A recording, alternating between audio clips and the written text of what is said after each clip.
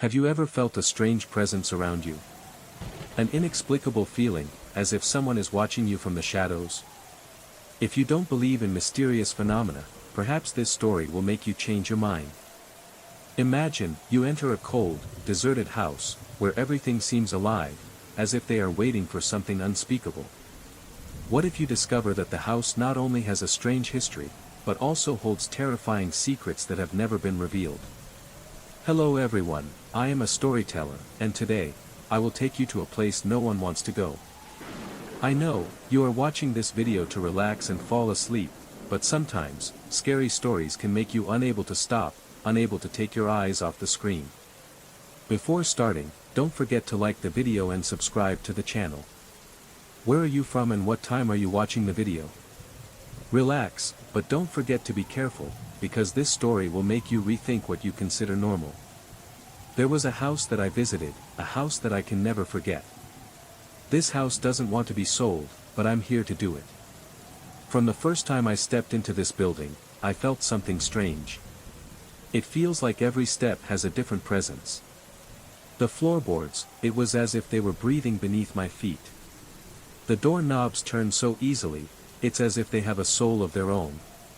But the new windows are what make me feel the reluctance of the house. These windows are not simply glass panels, but they are like eyes watching, following my every step. There was a figure, a man dressed in black, standing motionless in the dark garden. He didn't move, didn't say anything, just stared at the house. A strange feeling spread throughout my body. Every photo I took had him appearing, even though I couldn't see his face clearly. In one photo, he appears to be looking straight into the camera, but his face is hideously hidden. Am I haunted by a ghost? Or simply a strange coincidence? This man's presence does not stop there. Every time I returned to the grounds, the feeling of fear increased. That night, I looked back at the photos I had taken during the day and couldn't understand what was going on. In one of the photos, I can clearly see his silhouette standing in a window, while everything around him is completely silent and still. This cannot be just a coincidence. Where is he? And why is it in the photos I took? I decided I wouldn't let this continue without explanation. The next morning I went to the property and met the caretaker, Mr. Finch. He was someone who had worked there for a long time, but when I asked him about the strange phenomena in the estate, his eyes became wary and full of suspicion. He affirmed that the house was always locked every night and that no one had the right to enter except him. But why do I feel a strange presence in the air? Why is the space around the house so cold and condensing my breath into visible clouds? Everything doesn't make sense. As I continued to investigate, I discovered that there were more than just ghosts in this house. There are strange tracks, unexplainable sounds at night, noises coming from abandoned rooms. Every time I got closer, I felt the tension and anxiety in the air. Am I being followed? Is this house hiding secrets that no one wants to know? At this point, I couldn't ignore the strange feelings anymore. Every time I turn back, I find myself closer to what's hidden behind the mysterious curtain of this house. And the more I learned, the more I realized that the story of the house was more than just a simple real estate transaction. It is a story about spirits, curses, and unexplained secrets. I continued to search throughout the house, opening every door, even checking the most hidden corners, where even rats wouldn't dare hide. The closet door seemed abandoned, the heavy velvet curtain still swaying in the breeze, but I couldn't help but feel that something was wrong. The small cellar, where the ancient boiler made strange sounds, groaned as if trying to say something. Everything was quiet, but that feeling, the feeling of a pair of eyes always watching me, couldn't be dispelled. It was at that moment that I found my first photo. The photo was stuffed deep inside a leather-bound album, hidden in the bottom drawer of a mahogany dresser. Dated 1937, faded sepia photo shows the Hargrove homestead shortly after it was built.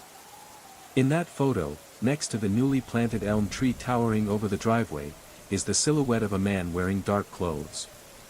Despite the poor image quality and the distance, there was no mistaking it. I immediately recognized his stiff posture and stillness, the same things I had witnessed yesterday. My mouth became dry, unable to speak as I continued flipping through the album. The photos in the album tell the story of the house's life through the decades.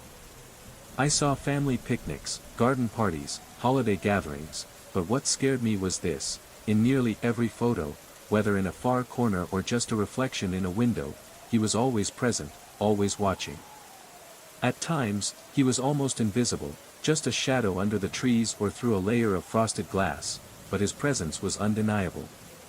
A cold feeling ran down my spine as I looked at the photos. Happy moments of the Hargrove family. There was a man standing there, silent like a ghost. This photo taken in 1963 made me shiver. He stood in the widow's walk, looking down at the summer gathering below. That image was so clear, yet so strange. In the photo from 1978, he can be seen through the window of the conservatory, while the Hargrove family happily celebrates Christmas without knowing it. These photos seem to prove that he was always there, observing every step of the family members, always quietly as if waiting for something. The most recent photo, just 3 years ago, I can't forget. Edmund Hargrove, sitting in a wheelchair on the porch, reflected in the back window. But the silhouette of that man, the one I had seen in photos decades ago, was standing there. He hasn't changed at all. These photos prove one thing indisputably: he is more than just a ghost from the past. He is a part of this house, a part of my past and maybe my future. Time seemed to stop in that room. My eyes were still immersed in the photos, my mouth couldn't close as I turned each page in the album. Photos of the house, of the Hargrove family, of events through the decades. Each photo has the strange presence of that man. I don't know how long I sat there, until the golden afternoon sunlight filtered through the window, covering the house with a layer of gentle light. When I looked up, he was there. Stand facing me, near the bathroom door. My body was stiff, like frozen ice. Cold sweat covered my skin, even though the room was still unspeakably cold. He was tall, very tall, skinny with a perfect dark suit. But his face. It wasn't an ordinary face, but a darkness, a particularly deep black area, as if that darkness could touch me. I blinked, and he disappeared. When the caretaker, Mr. Finch, entered the room, I remained sitting there, clutching the album to my chest. He did not appear surprised by my condition. When I showed him the photos, his thin hands shook as he turned the pages. But he didn't say anything, just nodded. "He's always there," he said, his voice hoarse. "He will always be there. Part of the property, like the land itself." His words made me feel like I was lost in a nightmare that I couldn't wake up from. According to Mr. Finch, every owner of the Hargrove estate has a story about the watchman. Some people said they talked with him, some said he gave them instructions on how to renovate or change certain parts of the house. But all agree on one thing: he is the protector of the house, the one who considers himself its true owner, regardless of whose name is on the documents. I should have left. I should have returned the list to my agency and spoken up about this anomaly. But I don't. Part of me knew that Hargrove Real Estate could get me a commission worth $1 million. As for financial reasons, I just went through an expensive divorce. I really need this deal. And a part of me, a very small part, wants to prove that all these stories are just the imagination of those around me. What I saw couldn't be true.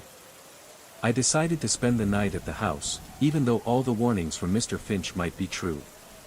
I'll film a virtual tour at dawn, when light streams through the windows, creating a cathedral of amber and golden light in the main hall. This is a technique I have used successfully with difficult-to-sell properties in the past. Mr. Finch, despite trying to dissuade me, left me a thermos of coffee and a flashlight, and warned me not to go upstairs after midnight. I smirked. Everything will be fine. But little did I know that tonight, I would have to face things that I had never imagined. I thought I'd choose the smallest guest bedroom, where I could at least feel safer in an unfamiliar space. But then I couldn't resist the attraction of the main suite. Perhaps subconsciously I felt the need to face the space where I saw him, the man in black, standing there, looking at me. A part of me seemed to be pushed by an invisible force, making it impossible for me to refuse.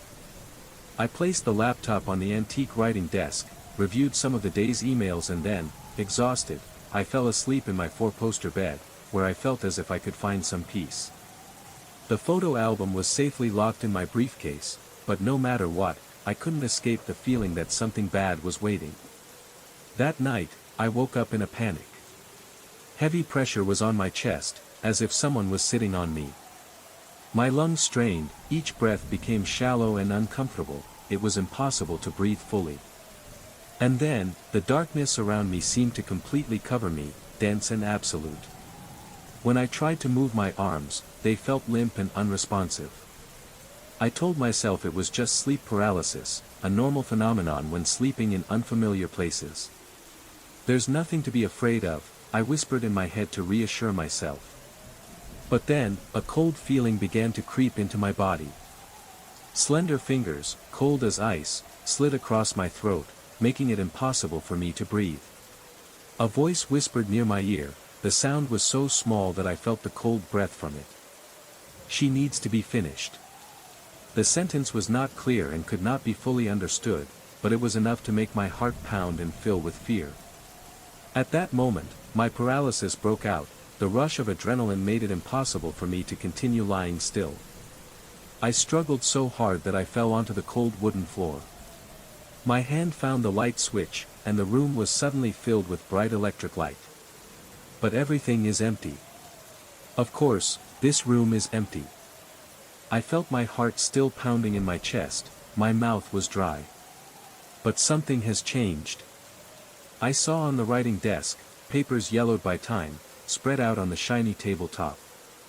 My legs trembled as I walked closer, each step requiring conscious effort, as if I were fighting with my own body. When I got closer, I realized they were architectural drawings, showing the changes of the Harrove estate over the ages. These plans are not recent renovations, but profound changes in the design of the house. On these drawings, I noticed additional structures, extended wings of rooms, and most disturbingly, a vast network of underground rooms and corridors, a hidden complex that, according to the drawings, extended beyond the boundaries of the main house. Part of the drawing is circled several times with red ink, which appears to have dried and darkened over time. A room directly below the master bedroom is labeled, in flowing script, simply, lounging room. I checked the date on the drawing, 1898. This meant, what I was seeing was not a new renovation but part of the house long before it was built. This is not a change, but a secret that has been kept hidden for centuries. When I look back at these drawings, I understand that this house is not simply an old property. It contains secrets that no one wants to discover. Hidden rooms, underground corridors, all lead to one thing: something awaits, something very dark and unexplainable. And the man in black, he is not just a part of the past, he is a part of the house, a part of what has happened and will continue to happen. Do I have enough courage to continue this journey, or will I leave everything behind and leave here forever? But there's one thing I know for sure, I can't leave without knowing the truth. A clear vision, one that has never been fully realized. Or has it actually been done? I couldn't determine what was real and what was just a part of the chaotic thoughts in my head. Suddenly, the floor beneath my feet seemed to disappear. This felt like I was standing on an invisible curtain, with only a thin gap between me and what might be waiting underground. Everything became hazy, as if I was looking into another world where it could all be part of a hallucination. I remembered the small cellar I had inspected earlier. It is too small compared to the area of the house on the ground. At that time, I just thought it was an anomaly of old buildings, something inevitable when old houses gradually deteriorate. But now, I'm not sure anymore. Have I missed an important sign? Dawn is still too far away, the first rays of light have not yet appeared. I cannot stay in this room, filled with strange plans and memories of nightmares weighing heavily on my chest. That cold whisper still rings in my ears.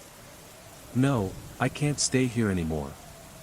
I packed my things, tried to stay sane, and retreated to the kitchen, which seemed like the most mundane space I could think of. Under cold fluorescent lights, I spread out architectural drawings on the marble countertop in the kitchen. Try to force yourself to research systematically and professionally. I can't let fear rule me anymore. If this house really has hidden spaces, I need to understand them. I must request disclosure to potential buyers. It was necessary to ensure the structural integrity of the house, a valid reason that had nothing to do with the feelings of dread rising in my stomach. While studying the drawings, I discovered a strange detail. A hidden entrance leads down to the underground levels, which can be accessed through the pantry next to the kitchen. The drawings clearly show that, to open this passage, a specific sequence of pressures must be applied to certain decorative details on the woodwork in the pantry. This sounds like a detail from a mystery novel, something that couldn't happen in reality. But what if this is true?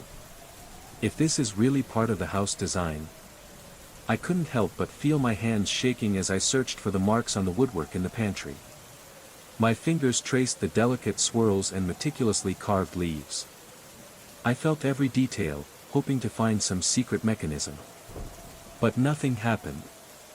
I breathed a sigh of relief, but a strange feeling of disappointment also came back. Was I hoping too much for some fairy tale? As I was about to leave, a slight bump caused my elbow to touch a special part of the wooden mold. At first, I thought it was just a mistake, but when I looked closer, I noticed that the mold had a distinct difference. It's not like the rest. Not only that, it seemed to have been deliberately engraved, as if there was some mechanism behind it, waiting for me to discover.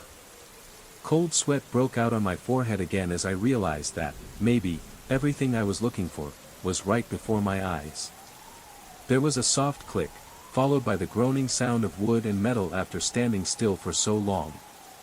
The wall behind the pantry slowly turned inward, revealing a narrow stone staircase leading into deep darkness. My first feeling was that I couldn't believe what I was seeing. The rational part of my mind tried to explain, this was just an interesting feature of the old house, an element that could be used to convince buyers of its historical value. Secret passageways, unique architectural details, all can greatly increase property value.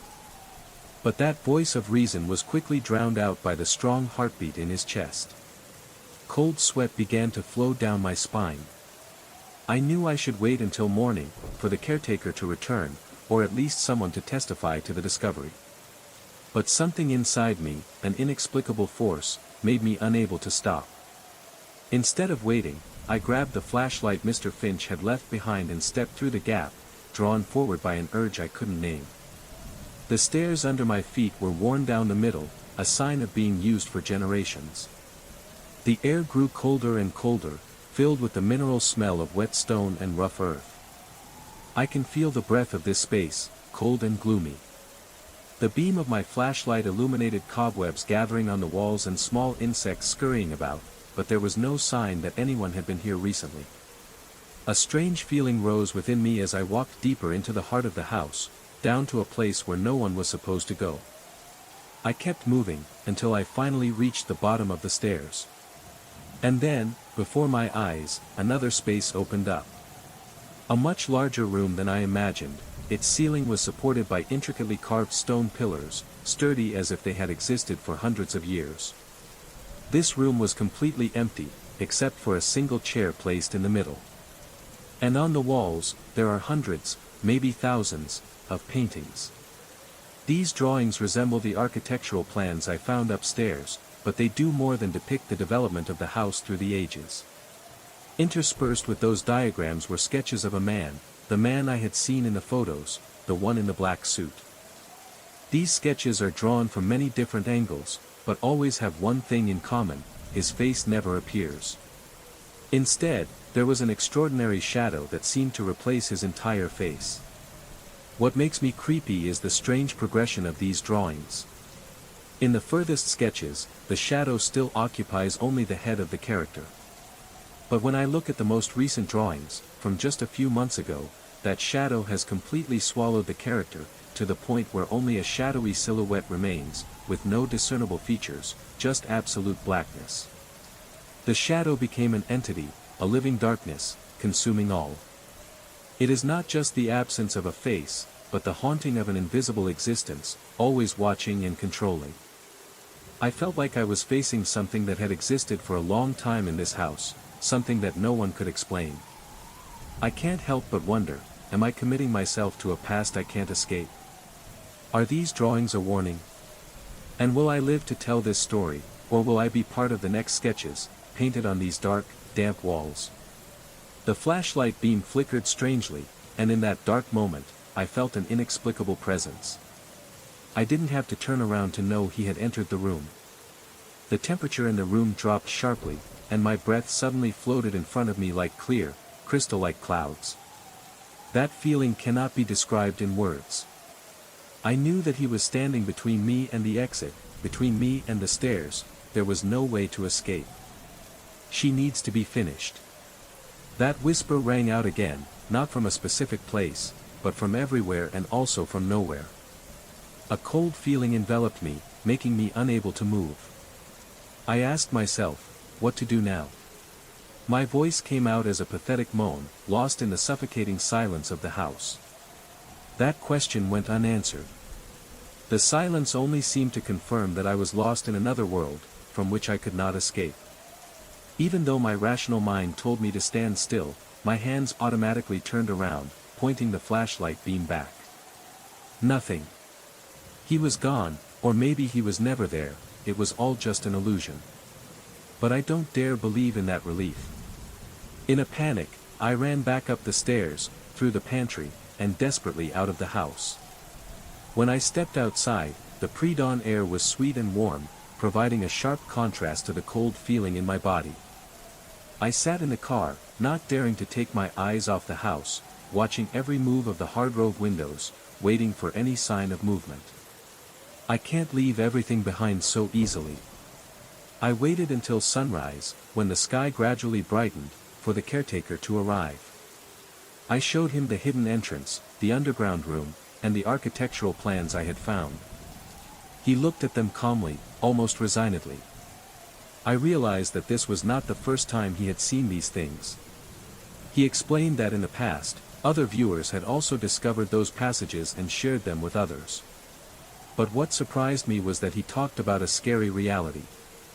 Every few decades, when he lost patience with the unfinished state of the land, no one dared to expand as the plans indicated.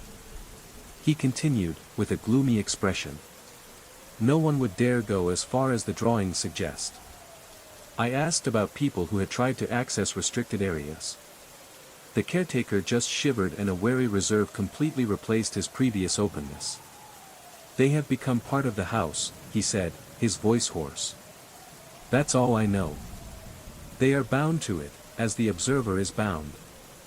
I don't know what to say. This is so terrible. That should have been the end of my relationship with the Hardgrove estate. I should have walked away from the contract, walked away, and pretended that nothing happened. But that night, in my apartment miles from the mansion, I couldn't shake off the haunting images. I dreamed of an underground room. I dreamed of sitting in that chair, in the middle of the room, surrounded by that living shadow. I looked out the window and saw the Hardgrove house gone by through the centuries, with only the silhouette of a man in a suit standing and waiting.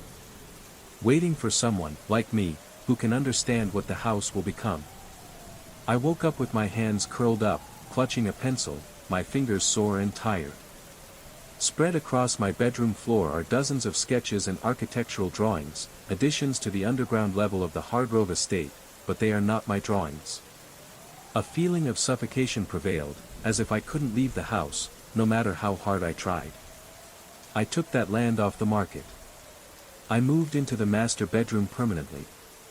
Strange feelings, urges, and fears have made me a part of this house. The caretaker brought me meals and art supplies.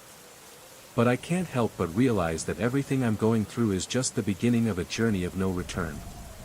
And the house, the Hardgrove house, will always have a part of me, inescapable. I have begun to expand the plan, completing what is still unfinished. And it was as if the observer was standing next to me, silently guiding me every step of the way, making my hands move in a rhythm that I couldn't control. Sometimes I catch a glimpse of my reflection in the window. But instead of seeing my face clearly, I only saw a silhouette in a dark suit, nothing outstanding except patience and waiting. The house does not want to be sold. It's not simply a piece of real estate. It wants to be completed. Now, I understand that I'm not here to sell Hardgrove real estate. I'm here to be a part of it. This house is not a place where I simply work and leave. It had been waiting for me, and now I realized that I had been sucked into a part of the story that I couldn't escape. I am not a searcher of the truth, but a part of that truth. The first time I saw him, he was just a shadow at the edge of a yellowed photo. A tall figure in a dark coat, half turned away from the camera, stood under a streetlight in a 1937 scene. At first, I just thought it was another anonymous face, a person in the crowd that I had seen through thousands of archived photos in the university archives. But when I looked into his eyes, I knew he wasn't looking at the photographer. He is looking at me. And that look, even though it was faint, still made me clearly feel that he had been watching me for decades.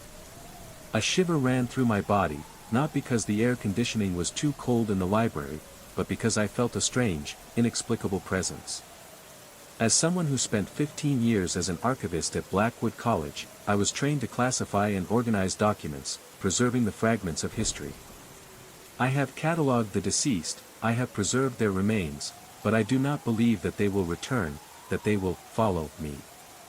However, he appeared again.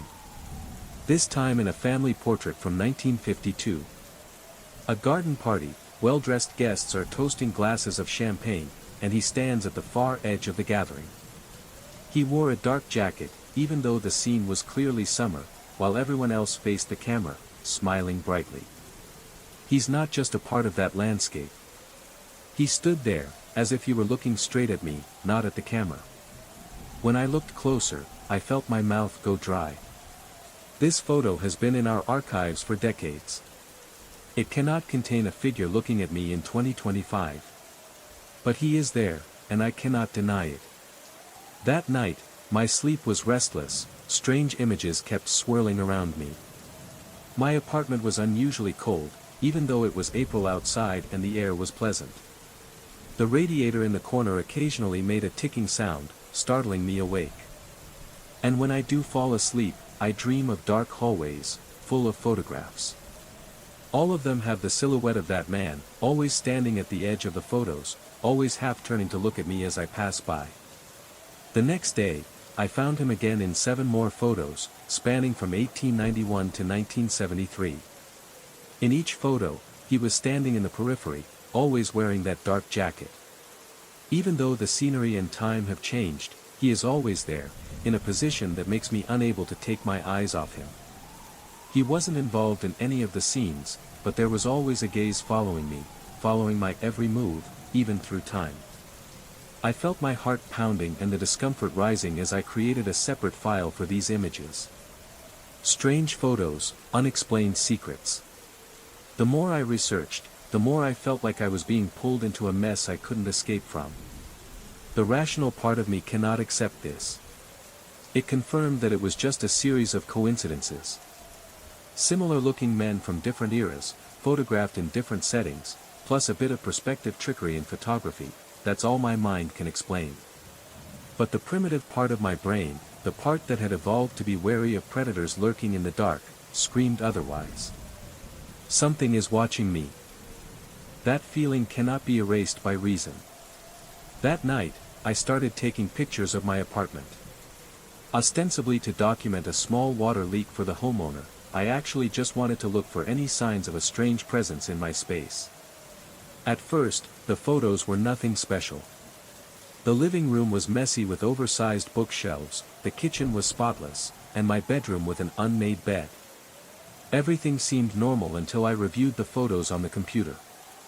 A black streak appeared on the mirror hanging in the hallway. I blinked and looked closely. Something that looked like a tall figure wearing a coat. My hands shook as I tried to delete the photo. It was just a reflection of my own shadow, I told myself. But inside I couldn't be sure, and that strange feeling still stuck with me. 3 days later, I continued to document a new collection of photos from the 1960s. Once again, I saw him, standing right behind a group of students at a protest. This time, his face was clearer, haggard, pale, eyes deep and expressionless. He's no longer looking at the camera. He looked to the left, exactly where I was sitting, as if he knew I would see this photo. At that moment, my breath caught in my throat, a drop of cold sweat quickly flowed down my forehead and back. I quickly closed the storage box, my heart pounding so loudly that I was almost certain my colleague in the next room could hear it. I told myself I was being ridiculous, that I was working too hard, that I needed to see a doctor to discuss possible hallucinations. It's just a coincidence, nothing to worry about. But that night, I took more photos of my apartment. I told myself I just wanted to record the strange noises coming from the pipes. But deep down, I knew I was looking for evidence. Proof that my house has no one but me. When I looked back at the photos, my hands shook so much that I almost dropped my phone. In a photo of my living room, from the hallway, there he is, a dark figure standing in the far corner, barely visible in the darkness. In the next few seconds, in the next photo, he was gone. What is it? An illusion? Or is it something that is actually present in this house? I checked every corner of my apartment. Every closet, every hidden corner, every possible hiding place. I found nothing. The doors and windows were still locked as usual. I live on the 5th floor. There was no way anyone could have entered or exited without my knowledge. Sleep is impossible. I can't close my eyes, I can't rest assured. I sat on my couch until dawn, all the lights in the house on, jumping over each creak and listening to the sounds the old building made, noises I was so familiar with, but tonight they sounded different, as if they were telling me a different story. When morning came, I called in sick for the first time in 3 years. My mood is confused, I can't concentrate on work like usual. The next day, I returned to the archives with renewed determination. I must find an explanation. I will prove to myself that all of this is just a strange coincidence or the product of an overtired mind. I will prove that there is nothing to worry about. But instead, I found more about him. Now I knew what to look for, and he started showing up in dozens of our archived photos. Always on the periphery, always watching from afar, his face gradually became clearer with each decade. In the earliest photographs from the 1890s, he is only a vague silhouette, a character only hinted at. But as I moved forward to the 1950s, I could recognize his features. By the 1970s, his eyes, dark and vacant, seemed fixed on the viewer, on me. I couldn't take my eyes off them. My colleague Rebecca noticed my agitation. She asked me what I was researching that was so intense. The words caught in my throat as I tried to decide whether I should explain to her or not.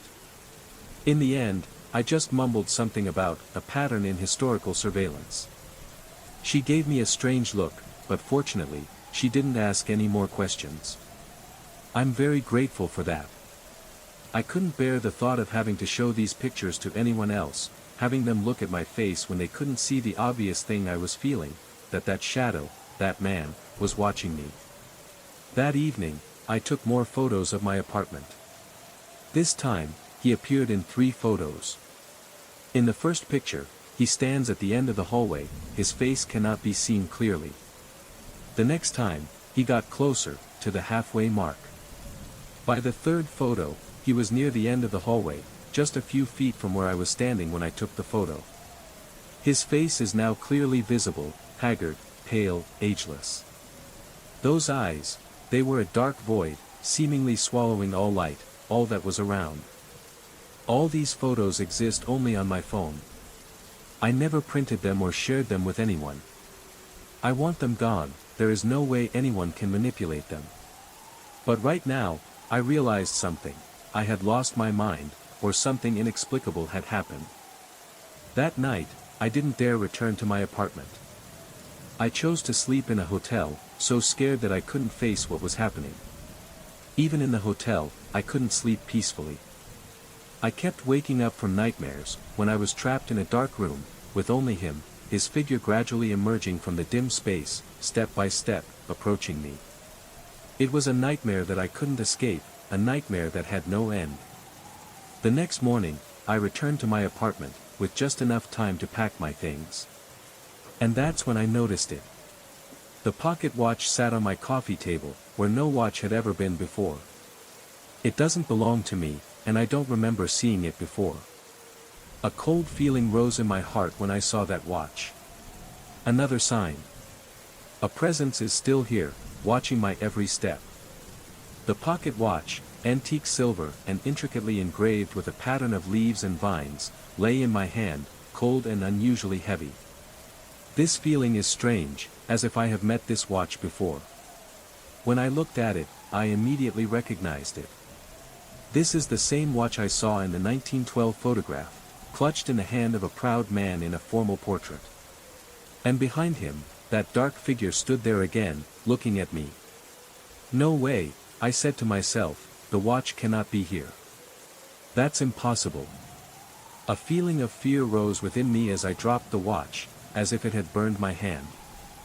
The sound it made when it hit the hardwood floor was too loud, too clear. This is not an illusion.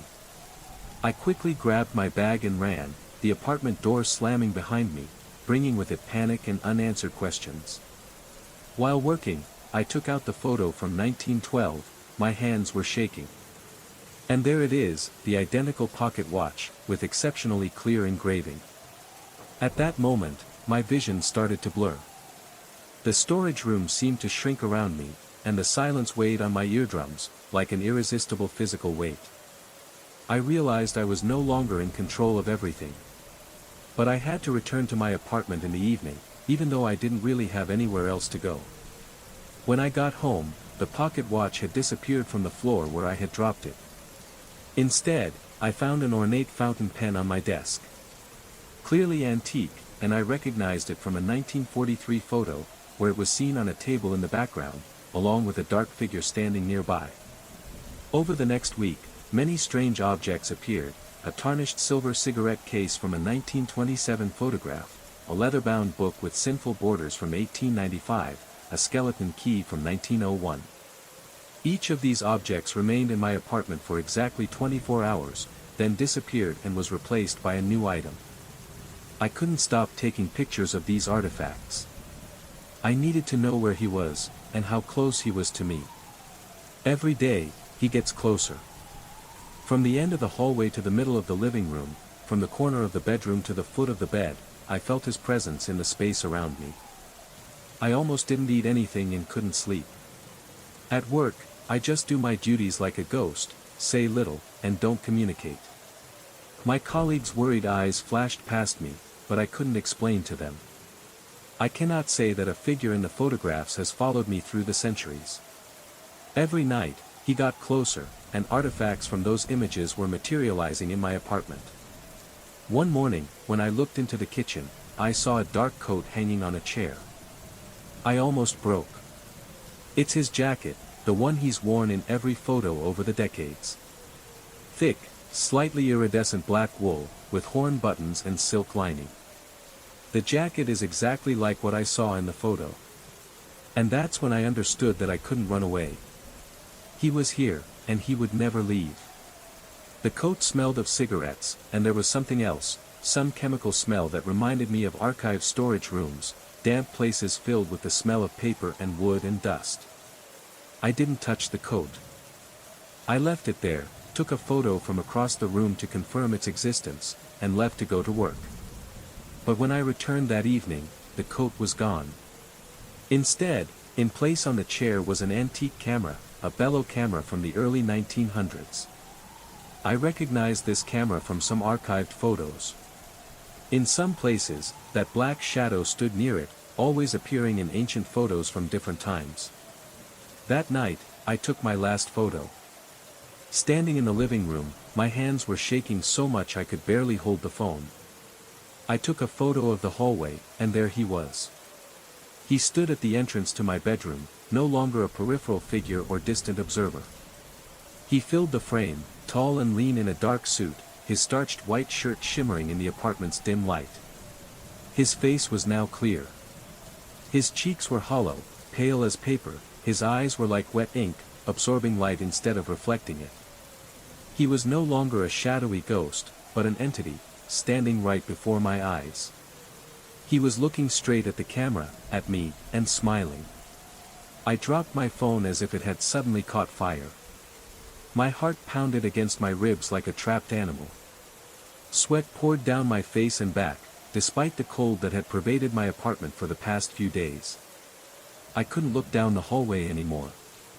I couldn't bear it if he was really there, standing outside my bedroom where I had taken his picture. The antique camera now sat on the kitchen table, its brass accessories glittering gently in the dim light of the room.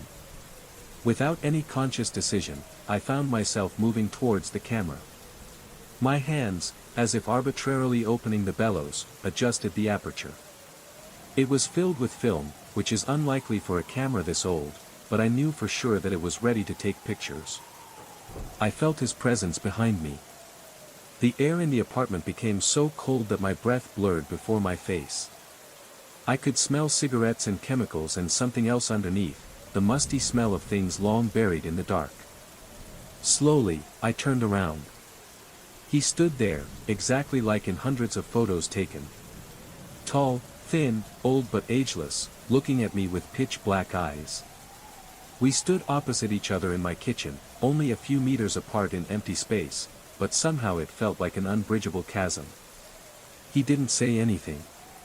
He doesn't move. He simply observed me, his face expressionless except for a slight curve at the corner of his mouth that might have been a smile. Understanding hit me like ice water. I know what he wants, what he's always wanted. With trembling hands, I held up the antique camera and looked through the viewfinder. Through it, I couldn't see my kitchen anymore. Instead, I saw the university archives, as they were decades ago. He was there, in all the pictures. And now, I know that he will never leave. When I looked through the viewfinder of the old camera, I no longer saw the familiar space of the apartment. The furniture is different, the layout is different, but it's unmistakably the space where I've worked for 15 years. Standing among the storage shelves, was a young man in outdated clothes, bending over a box of photos. I didn't recognize him right away, but I knew who he was. An archivist from many years ago, my predecessor. He had been part of the archive, part of the years gone by. But suddenly, he looked up, his face showing shock as he noticed something in the distance, something in the frame that he never expected to see. Now I understand. I understood everything. Every detail in the photos, every trace he left behind, led me to this moment. I slowly lowered the camera and met the eyes of that dark figure, the person I had seen in dozens of photos. I couldn't fight my own feelings, but I placed the camera on the table between us and stepped back, shaking my head. His smile began to falter. That was the first time I saw emotions on his face. Disappointed? Suffering? I do not know. He remained motionless for a long moment, but his pitch-black eyes still stared at me. Then, with a movement so gentle I almost missed it, he tilted his head as if it were an acknowledgement. And then, when I blinked, he was gone. The old camera is still on my kitchen table, but something about it has changed. It looked older, dustier, as if it had aged decades in just a few seconds. The strange feeling made me approach it cautiously, looking through the viewfinder again. This time, I only saw my kitchen, empty and ordinary. Nothing special. But when I put the camera down, I noticed a perfect streak of dust on the tabletop, as if the camera had been sitting there for years. That was 3 weeks ago. After that, that figure no longer appeared. Strange objects have stopped appearing. My apartment was back to normal again, or at least I tried to convince myself so. However, I still sleep with the light on and am still startled when the darkness lasts too long. I continued my work in the archives, but I avoided photo collections. I requested a referral to the manuscripts department, citing an allergy to chemical preservatives used in photographic conservation. My request was approved without any further questions. But late one night, when the silence in the apartment grew into an overwhelming noise, I pulled out my phone and looked at that last photo, the one that showed him standing in my hallway, smiling at me. I studied his face, those dark eyes, searching for answers I knew I would never find. I understand the model clearly now. He found them. He found me. Archivists, curators, preserve history and offer them a choice, a trade that I refused. He appears in their present. They disappeared into his past. Some accept, some refuse. And I refuse. But what really kept me sane, even when exhausted, was this question. What will happen when the next years of archives, from 2025 onwards, begin to catalog new photographs? Will they see me standing in the background? Will I continue to appear in photographs through chemicals and paper, growing closer with each image they discover? Would I wear that dark coat, stand quietly in the shadows of the photos I couldn't escape? Silence, then a voice. A whisper so clear amid the roaring white noise that it froze my blood. My name. My name in a broadcast that should have been from 1954. The antique Philco radio sits innocently on my shelf. Its amber dial glows with an intensity that seems impossible given its age. I restored this radio myself. Each vacuum tube and resistor is meticulously inspected and replaced as necessary. But I never expected it to bridge time itself, to become a window into something I could no longer explain. Even now, as I write these lines with trembling hands, I can hear it humming in the corner of my study, always waiting for me to dial back. My apartment was an old-fashioned museum, filled with rotary phones, mechanical typewriters, camera obscura, and photographs. Each item is carefully restored, listed and displayed. My colleagues at the university's history department often joke that I live in the wrong century. Perhaps they were right, but not in the way they imagined. The radio came from a real estate sale in Millfield, a decaying industrial town 3 hours north. The former owner, Herbert Gaines, had been a radio engineer in the 1950s. His niece, a harried woman with little interest in his collection, practically gave it away. Philco caught my eye immediately. She tactfully mentioned that her great-uncle had modified it somehow, but couldn't explain it clearly. I felt the familiar thrill of discovery as I handed over a sum of money to what would later become my discontent. Restoring the radio took several weeks, and during that time, I began to feel a strange presence, like something was waiting for me. The radio's internal components showed distinctive modifications that I couldn't immediately identify. Custom capacitors, an unusual antenna array, and wiring configuration were at odds with conventional radio engineering of the period. I couldn't help but notice something strange was happening, but I couldn't immediately explain it. However, when I connected it to power, the amber dial illuminated and the speaker rang to life with such remarkable clarity that I couldn't believe my eyes. At first, the radio behaved normally. I tuned it into local stations, enjoying the warm tones that modern equipment can't reproduce. I displayed it proudly on my office shelf, between a 1920s telegraph key and a Victorian cubist. For the first 3 days, it was simply a victory in recovery. But on Wednesday night, while I was grading papers, I noticed the dial automatically move. The soft clicks of the tuner caught my attention. I watched, surprised, as it stopped between stations, the frequency flickering. Radio static hissed, then a voice, announcing a baseball game between the Brooklyn Dodgers and New York Giants. The radio station described a play involving Jackie Robinson with such directness that I had to check my phone to confirm the date. 2023, not 1954. My skin got goosebumps as I realized that I was listening to a live broadcast from nearly 70 years ago. I couldn't believe my ears, but I just sat there until dawn, listening to news reports about the McCarthy hearings, commercials for long-discontinued products, and jazz shows featuring musicians who died decades ago. The rational part of my mind tried to come up with an explanation. Perhaps these signals happened in their own time, and somehow they reached my radio shelf, transcending time. However, my initial passion quickly turned to discomfort the next evening. While I was fixing dinner, the radio turned itself on again. Through its static voice, I heard a phone conversation I had that morning with my department chair about budget cuts. Every word, every sentence is precise, bending to the changes in the conversation. The radio station is replaying a private conversation from my kitchen phone. The fork in my hand fell to the floor as I stood frozen, listening to my own voice, discussing an issue that no one else could hear. I cannot explain why this happens. This has gone beyond all limits of rationality. I approached the radio cautiously, as if it might be a venomous snake, ready to bite when I wasn't looking. The moment I touched it, the broadcast turned to static, then to a voice that sounded like a news program from the 1960s. I quickly pulled it out, my heart pounding against my ribs. Sleep eluded me that night, as questions continuously swirled in my mind. How could this radio record my conversation? Where did it store this information? And what else did it hear? During the following week, this pattern intensified.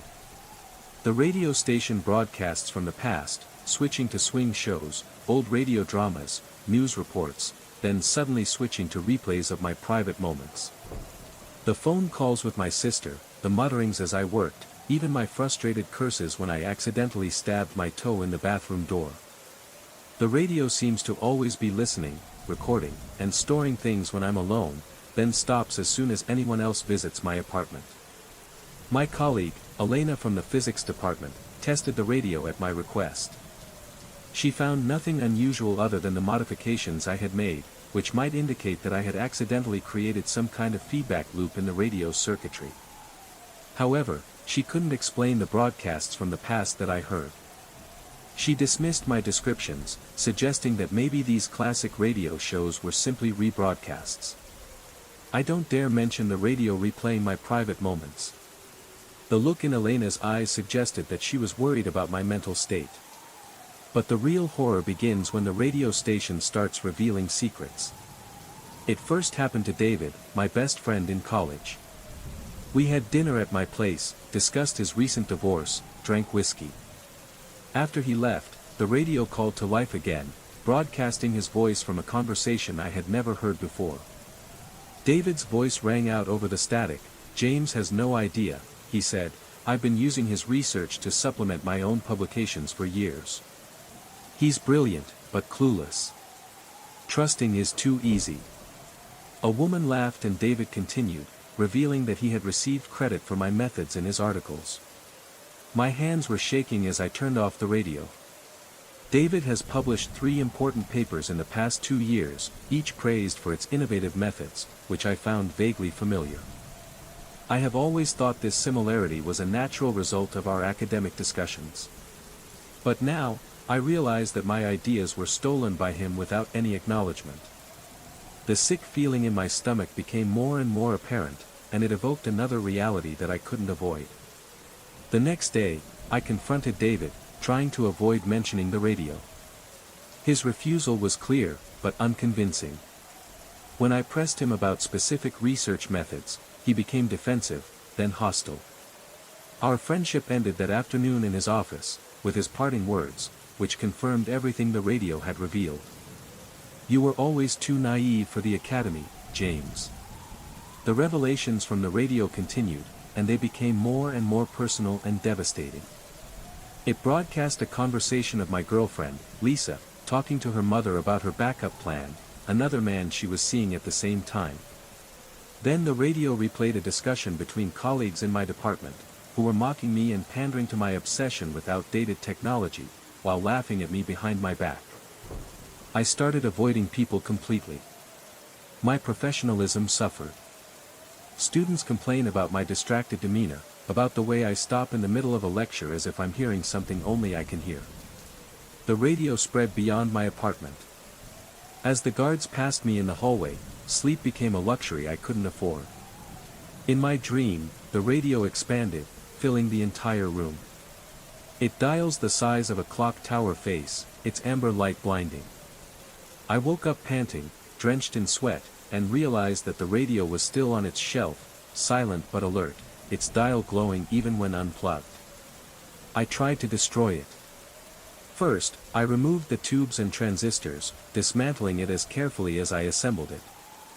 I went to bed with the radio in pieces on my desk, hoping that by then it wouldn't be able to make a sound anymore. 3 days of silence passed, and I thought I had one. On Wednesday morning, I found the radio on my kitchen table, completely intact, bone dry, and again started broadcasting a weather report predicting storms over the Great Lakes. I can't understand. I tried fire, I tried a hydraulic press at the University Engineering Laboratory. I tried burying it in a remote forest. Each time, the radio returned, untouched, often in inexplicable places. In my locked car, in my office desk drawer, even in my refrigerator, the radio still broadcasts clearly, albeit coldly. I cannot escape it. And I couldn't escape what it was showing me.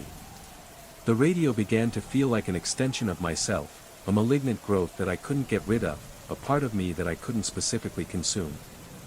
It knows all about me, has spread my secrets to no one but me. It was a personalized torment, like an inescapable ghost. I wondered if I was its only victim. Could Herbert Gaines, the previous owner of this radio, have experienced similar deterioration of reality?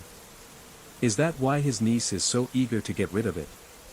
My research on Herbert Gaines shows disturbing similarities.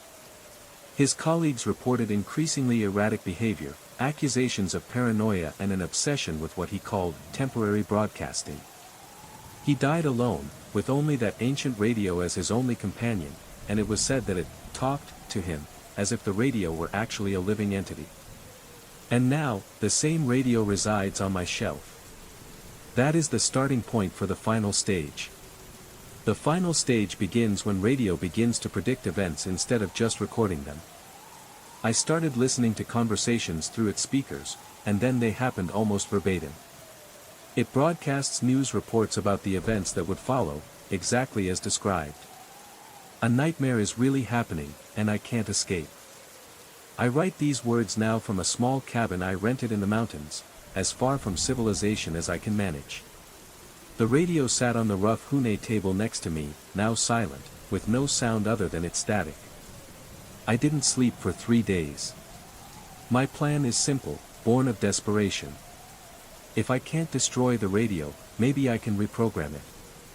Using my knowledge of its modified components, I create a feedback loop that I believe will force it to play into itself.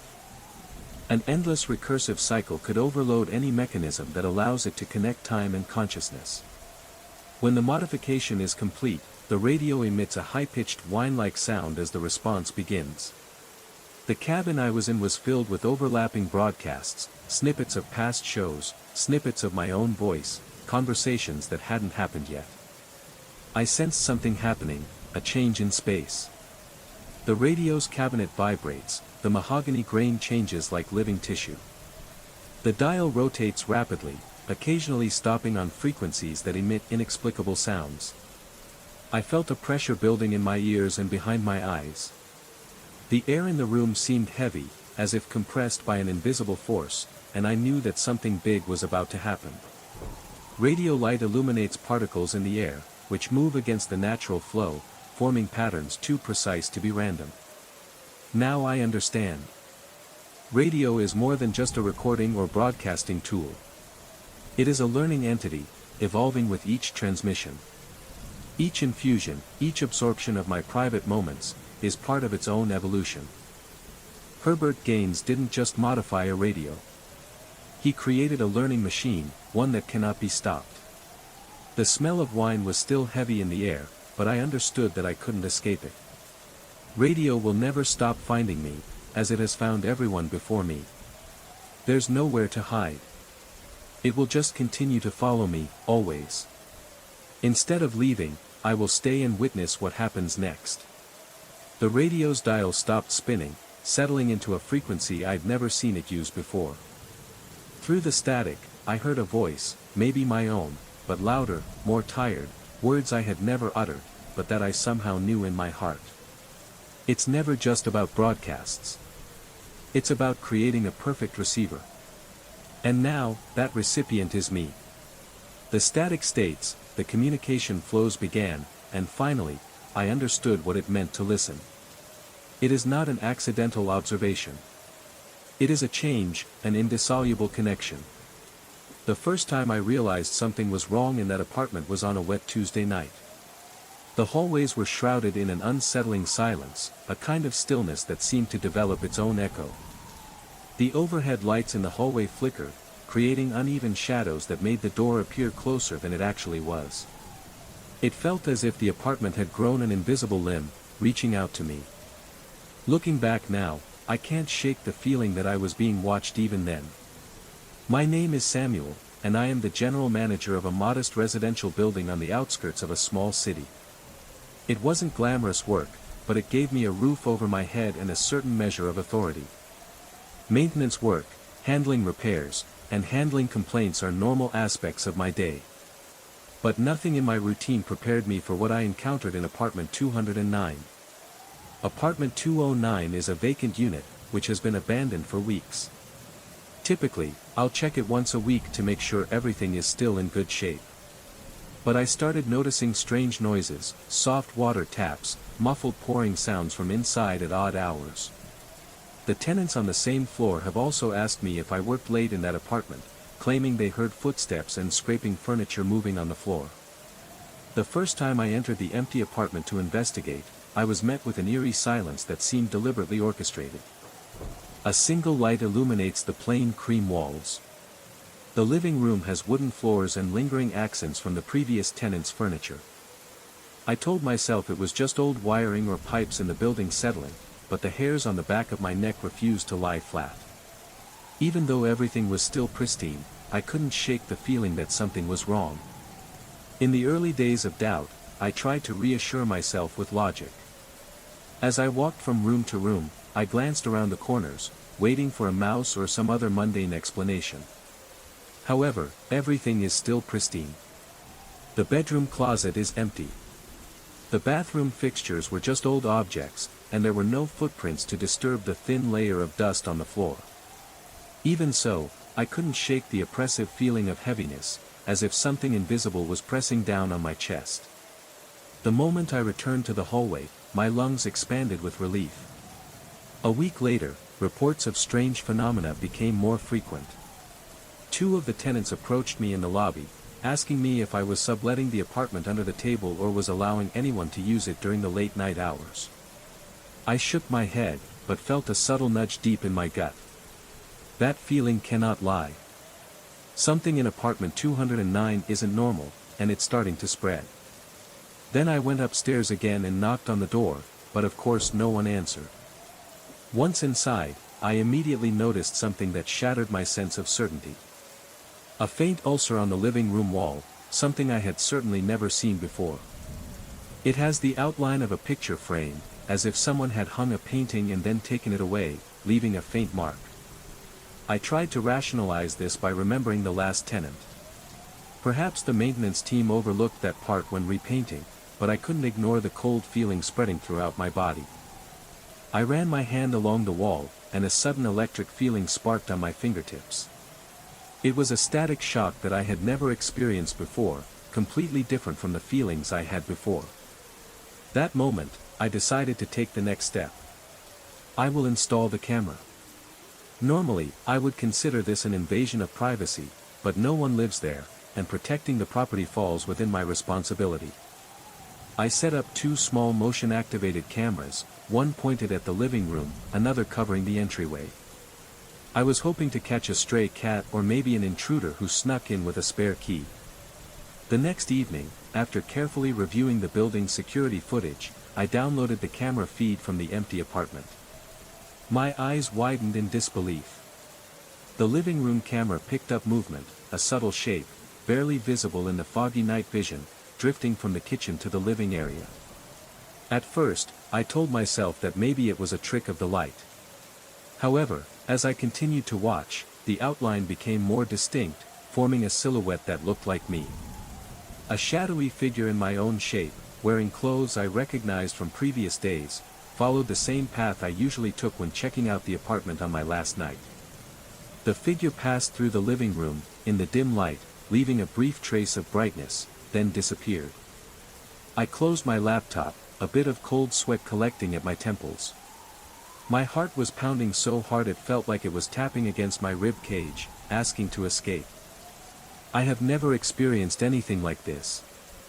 My mouth was so dry that I could barely swallow. I told myself that maybe I had downloaded the wrong file, maybe an old recording, something corrupted. But I couldn't shake the feeling that something very strange, very unusual, was happening right in this apartment. My denial didn't last long, as I realized that I had just installed the camera just 2 days before. The figure was wearing the same black sweater I clearly remembered wearing last week, a sweater with a stain on the left elbow, a shirt I had only worn once in an entire month. My spine tingled, an overwhelming feeling of dread made me check the hallway outside my door, convinced I could see a blurred version of myself standing there. For the next few days, I avoided empty apartments. I don't want to see what the camera recorded. My dreams were restless, haunted by glimpses of those flickering shapes moving around in the darkness, sometimes with faint body parts. I imagined I felt it standing next to the bed, breathing in sync with me. When I finally forced myself to review the new footage, I saw my worst fears. It's not just a silhouette anymore. There are suggestions of multiple shapes, or possibly the same entity repeating actions from different times. And something else has changed in the apartment itself. The living room looks changed. Objects started appearing in the corner of the camera's frame, small boxes, a lamp like the one I have at home, and even items of clothing. They are vague, partially transparent, but every day they become more opaque. It's as if this apartment is gathering pieces of my life and recreating them in a spiral. My body trembled as I realized that it wasn't just copying objects. The apartment is slowly building a parallel version of my reality. I decided I had to see it in myself, despite the fear welling up inside me. Instantly, a wave of sick déjà vu hit me. I did not equip the place, but immediately recognized the layout. On one wall, there's a small shelf that duplicates the one in my apartment, complete with the same scuffs and random marks. My legs are weak. The quick throbbing in my temples made everything around me feel weighed down. I found my reflection in the blank TV screen, wide, fearful eyes etched across my features. My desire to maintain my sanity made me decide to take action. I decided to install small sticky motion sensors in the corners of each room, hoping to catch a more detailed record of the movements in the apartment. Over the next few nights, the sensors lit up intermittently, and I raced to my laptop to take a look. The recordings get more horrifying each time. Occasionally, the figure would stop in front of places that would be visible through the mirror, if the apartment were an exact copy of mine. And then something else appears in the corner of the frame, a strange head of hair or a smudged finger on the wall, almost real, but so strange it's indescribable. The images became more and more confusing and horrifying, as if I was caught in a vortex of reality and space was twisting. In one particularly chilling video, I saw the silhouette of a person crouching near the hallway and placing something on the floor. When I rushed upstairs to check, my heart was almost stuck in my throat. An old key is lying on the wooden floor. A key identical to the one I used for my apartment, except it looked a bit corroded, as if it had aged. My stomach turned, and a feeling of dread rose.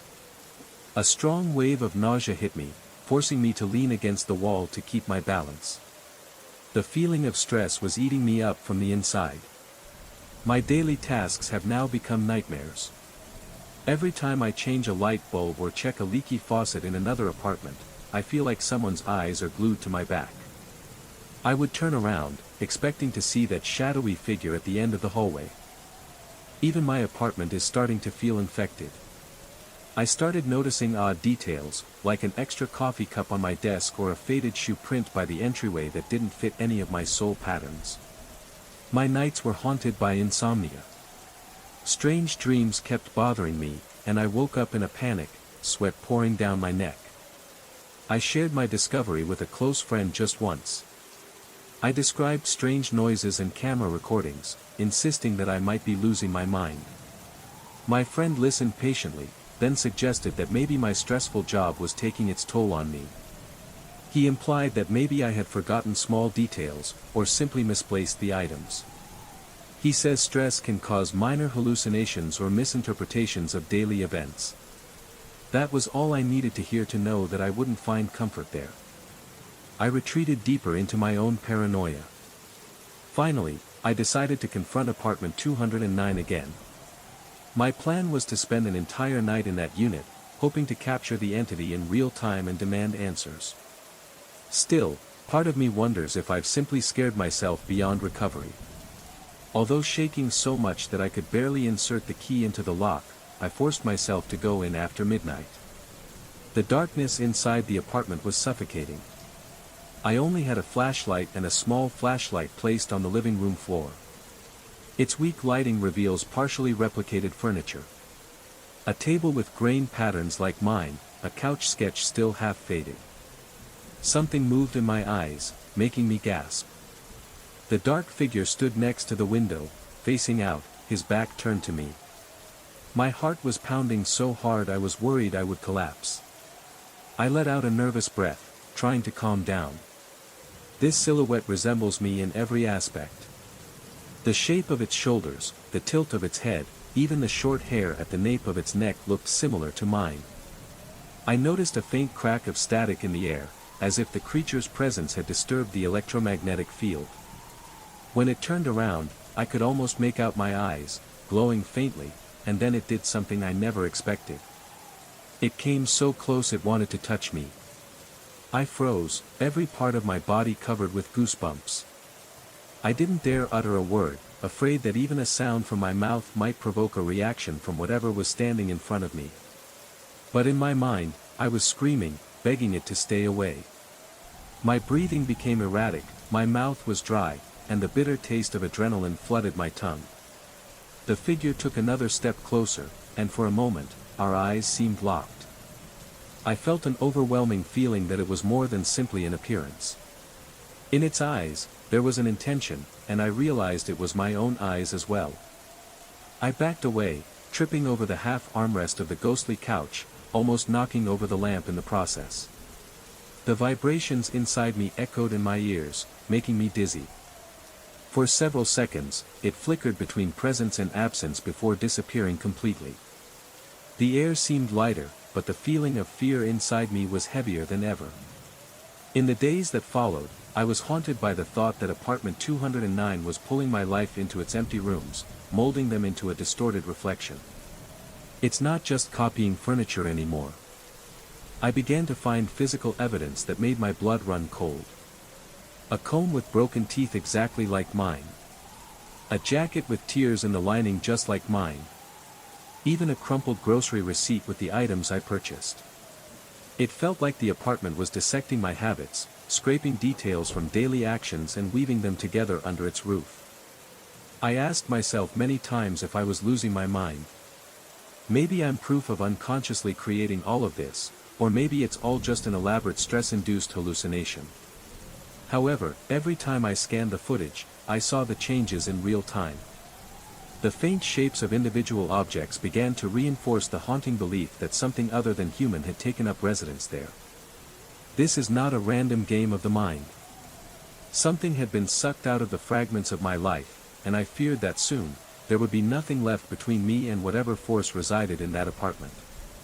My final confrontation took place on a night thick with storms. Rain pounded the windows, thunder boomed overhead and the lights in the building flickered. I wanted to break any connection between me and that place. With tools in hand and a desperate determination, I entered apartment 209.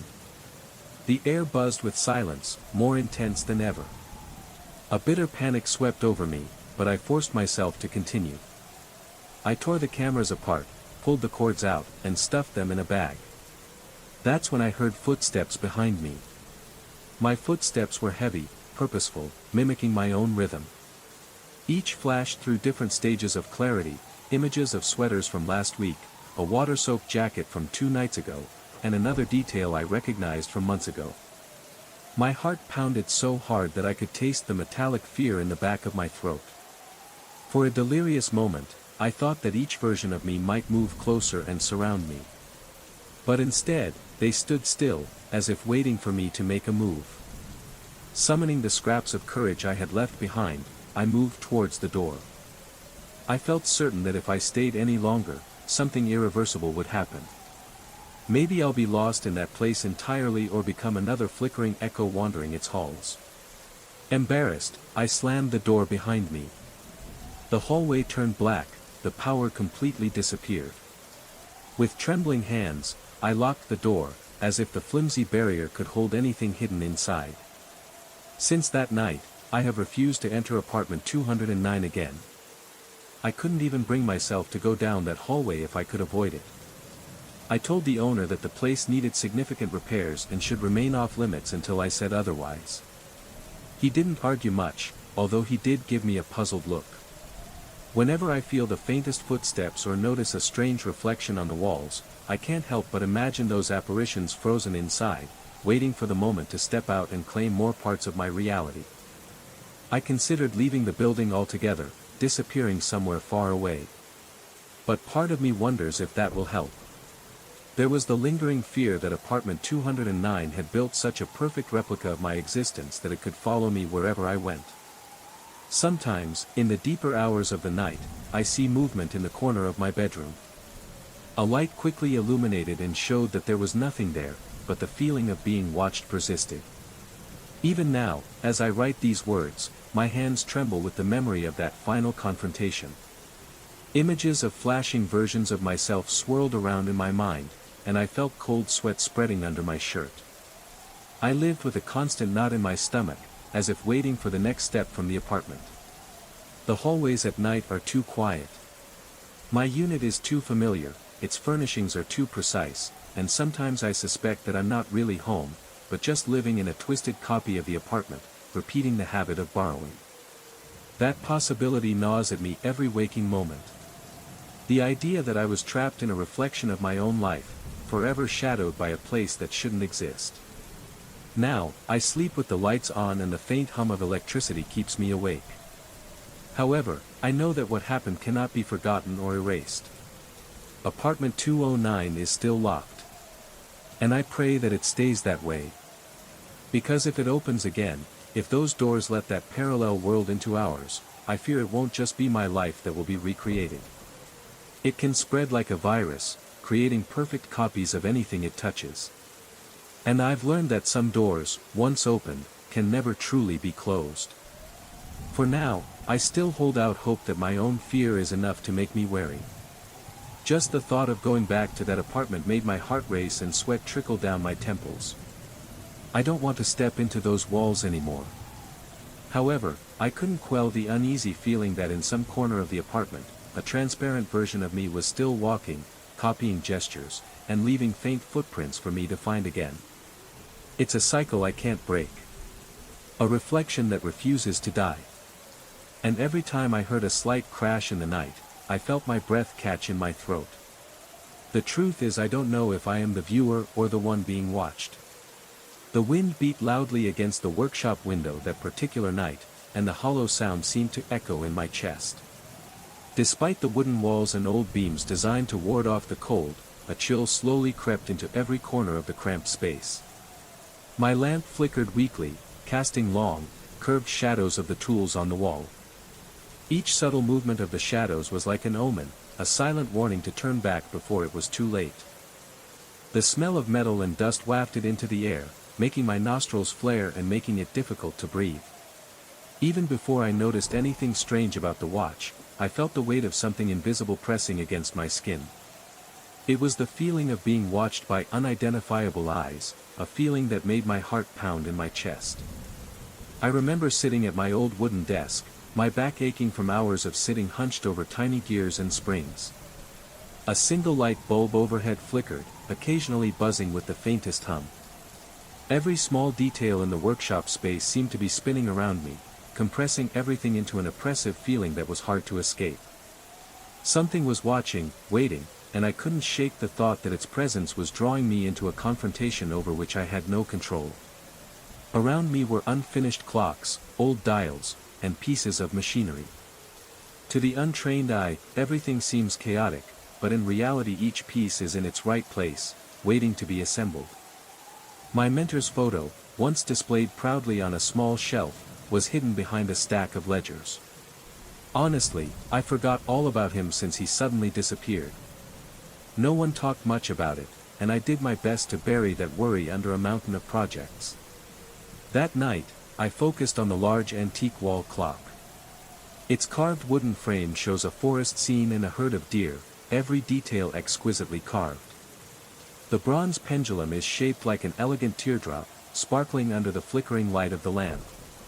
It took me days to restore it, guided by the desperate instructions of a customer who said it needed urgent repair. Strange request, I thought at the time. What's the rush for a merely decorative period piece? However, the complex mechanism demanded my full attention, and I was determined to finish the job. In that silence, for the first time, I heard the whispers of something being wrong. The ticking of the clock sounded unusually loud, as if each swing of the pendulum was amplified into an exploding heartbeat. My heart rate responded, speeding up until I couldn't tell where my heart rate ended and the clock began. My fingers were clammy, and I noticed a bead of sweat running down the back of my neck, making me shiver. Suddenly, the rhythm changed.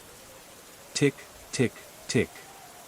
Then a pause, 3 more ticks, another pause. I tilted my head to the side, straining my ears to listen, trying to understand the pattern. It sounded deliberate, almost like a code. My mind flashed back to the Morse code lessons of my early training, courtesy of my mentor, who believed that every watchmaker should appreciate all forms of timing and signaling. The pattern repeats, short, short, short, long. I rubbed my temples, thinking maybe I was just exhausted. A man can only endure so many hours of curiosity about tiny gears before his mind begins to play tricks on him. But the code continues. I picked up a small notebook from the corner of the chair and wrote down a series of short and long beats. Translated slowly, I realized it formed words, urgent words, as if someone inside the clock was calling for help. The first phrase reads, "Wait," followed by another phrase that seems unsafe. My blood ran cold and I felt my stomach tighten. I told myself that perhaps the old gear alignment had just accidentally slipped in an imitation of Morse. But in my heart I knew that possibility was too slim. This is intentional. Even though I was uneasy, I still tried to put that thought aside. I decided to do a final test of the clock's chime. I gently pulled the rope to wrap it. A mechanical melody plays, initially sweet and sharp, but halfway through the notes turn jagged, dissonant. It was as if the melody itself had been trapped somewhere in the piece, then forced out, twisted and dark. My skin got goosebumps. That's when I noticed the flashing light on the watch glass. I froze. Reflected on that surface was not my own face but the wide eyes of my mentor, pale and twisted in silent panic. I stumbled back, nearly knocking over a set of screwdrivers. My breathing was rapid, my mouth dry as if I had just swallowed dust. For a moment, I stood there shaking, trying to deduce that my reflection might have been distorted or that I was too tired to look straight. However, I know my mentor's face well. The memory of his proud mustache and piercing gaze has never truly left me. I clenched my hands into fists, pressing my nails into my palms until the pain brought me back to reality. The reflection was gone when I looked back. Only my confused face looked back. Determined to check the inner workings one last time, I removed the watch faceplate. My fingertips trembled as I deftly pulled apart the mechanism's parts, expecting to find a misaligned gear or a broken spring. Instead, everything looks very meticulous. The brand new spring coils into place perfectly, the escapement ticks with measured precision. However, I noticed something unusual. Small notches are etched into one of the gears, almost like purposeful markings that can change the time. Every scratch looks fresh, as if it was recently carved. A chill ran through my arm as I realized these marks could create patterns.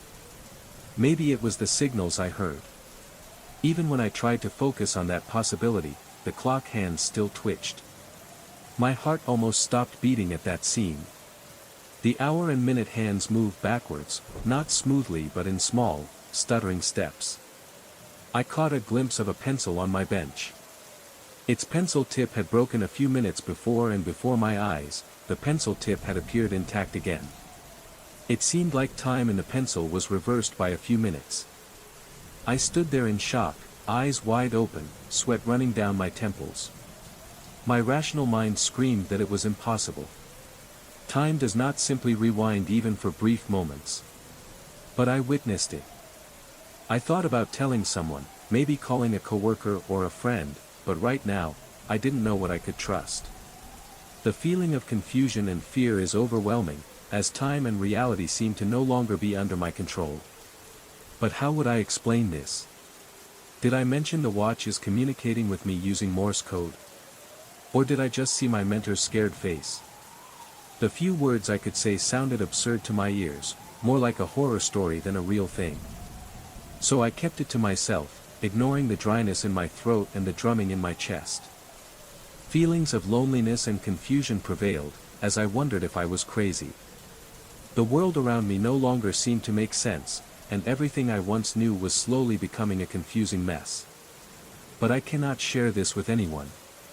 No one will understand this feeling, and I'm afraid that if I speak out, they will only see me as someone who is no longer sane. So I kept quiet, letting that fear take control of me. That feeling still lingers, like a ghost lingering in my mind, even in the quietest moments. I don't know what to do to get out of it, or if it's even possible to get out. Secretly fearful of what more the watch might reveal. As the hours passed, the temperature in the workshop seemed to drop even lower. My breathing became weak and the cold gripped my lungs. The ticking of the wall clock was the only sound, each beat echoing in the oppressive silence. I felt like I was being sucked into the endless silence of the room, as if everything was slowly sinking into a hazy void. The cold seemed to engulf me, and I couldn't escape the feeling that the watch, with every tick, was recording my every move, watching and waiting. The ticking continued to echo, a never-ending melody. Every beat, every swing of the pendulum was a sign of something approaching, something I couldn't quite understand. And I know, with each passing second, I can do nothing but wait for what the watch will bring next. I found myself longing for any normal noise, a radio playing softly, the hum of a passing car, anything to dispel the thick tension. At one point, I heard a muffled voice from outside. A neighbor called out, perhaps saying that the lights were still on at this late hour. The voice sounded worried, but I didn't open the door. Instead, I responded quietly, reassuring myself that I was fine and just finished some late work. It was half a lie, uttered with a trembling voice. My neighbor must have also felt uneasy because they lingered for a while before the footsteps faded away. Their uncertain presence quickly disappeared, leaving me alone with that watch. Before long, the rhythmic ticking turned into a jagged series of longs and shorts. A subtle but unmistakable change. The sound of the clock is no longer the same as before, each beat becomes heavier, more unfamiliar, as if it was telling me something I wasn't ready to hear. This time, the message said something like, "Stop," followed by, "Closer." The hair on the back of my neck stood up. The feeling of being watched grew stronger, like a suffocating pressure was placed on my shoulders. My heart was pounding like it wanted to escape my chest. I tried to swallow a mouthful, the dry feeling made my throat burn. My whole body was tense, every nerve was tense and alert. I was sure that if I turned around quickly enough, I would catch a glimpse of someone or something lurking in the corner of the room. However, every time I turned around, my heart pounding, there was nothing but a precarious pile of old clocks and an overhead light bulb emitting a shaky light. There were no intruders, no living creatures, just methodical, repetitive signals from the wall clock.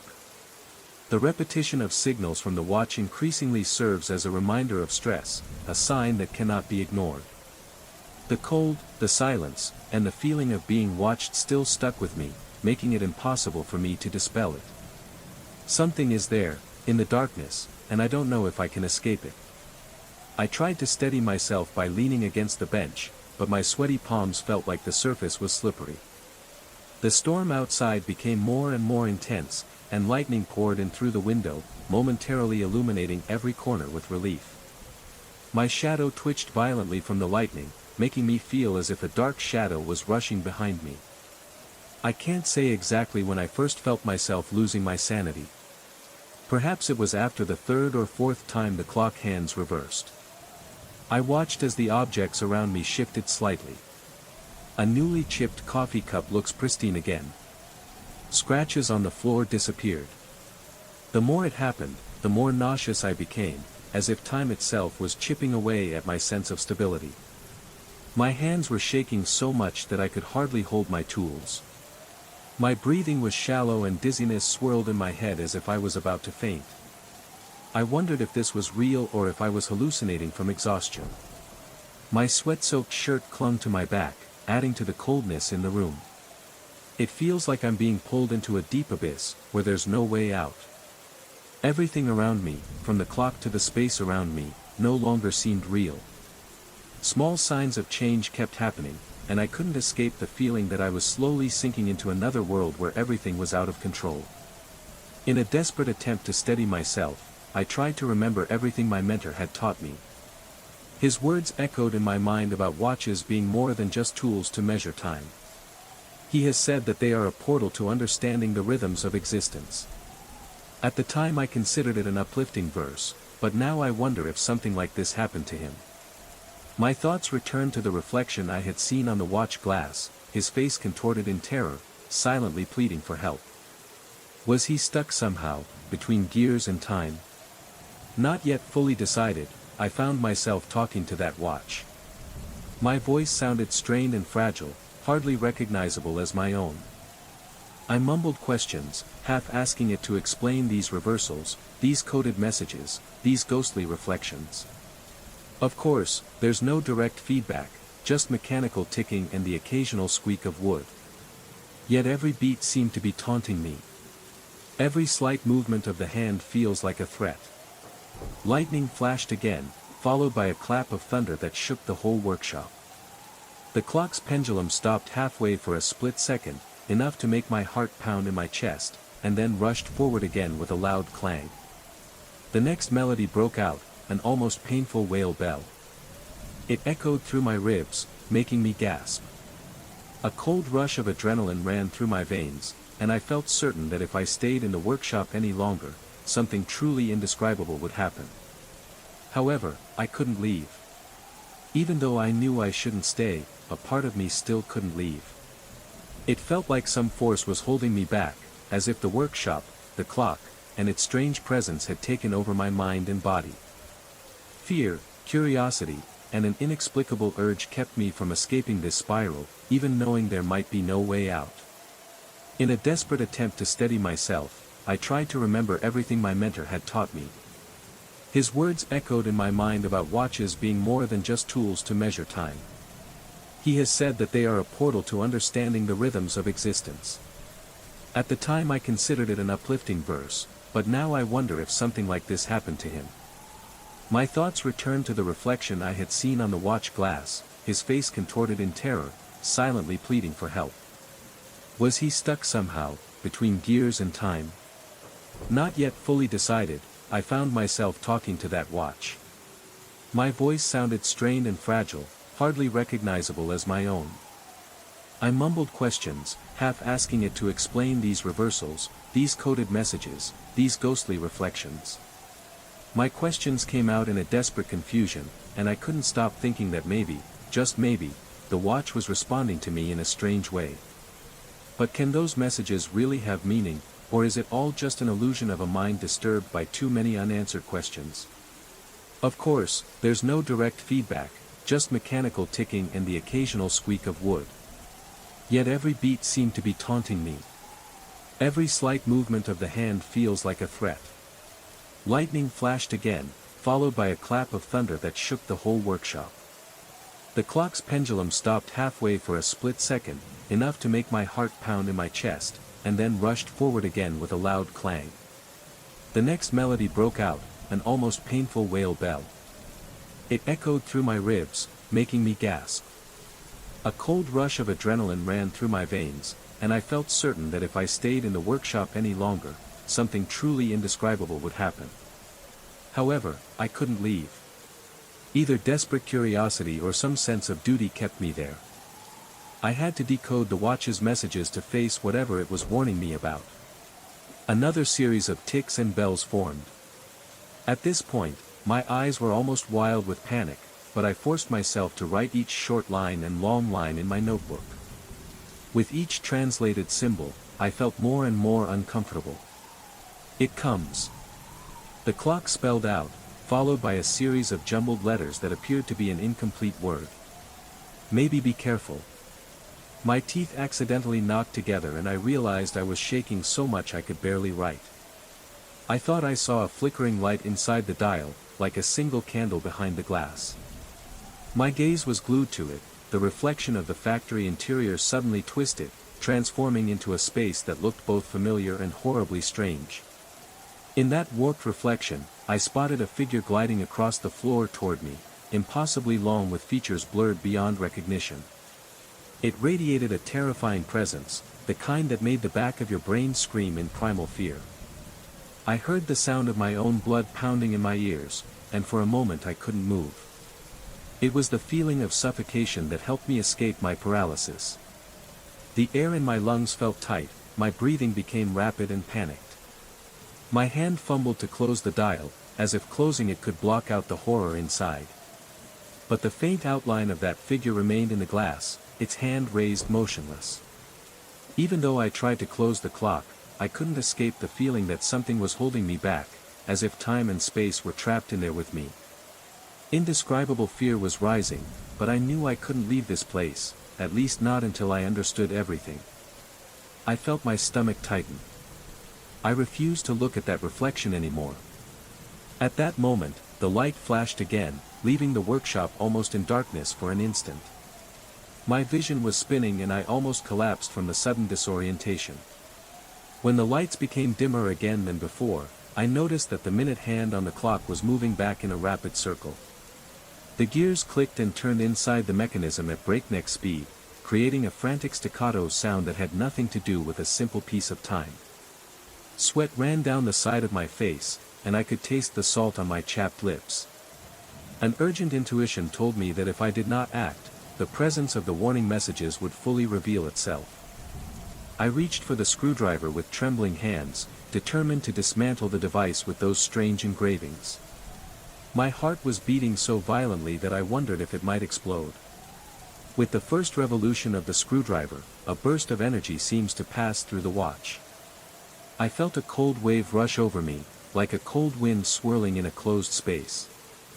My vision blurred at the edges, but I persevered, unscrewing one screw after another.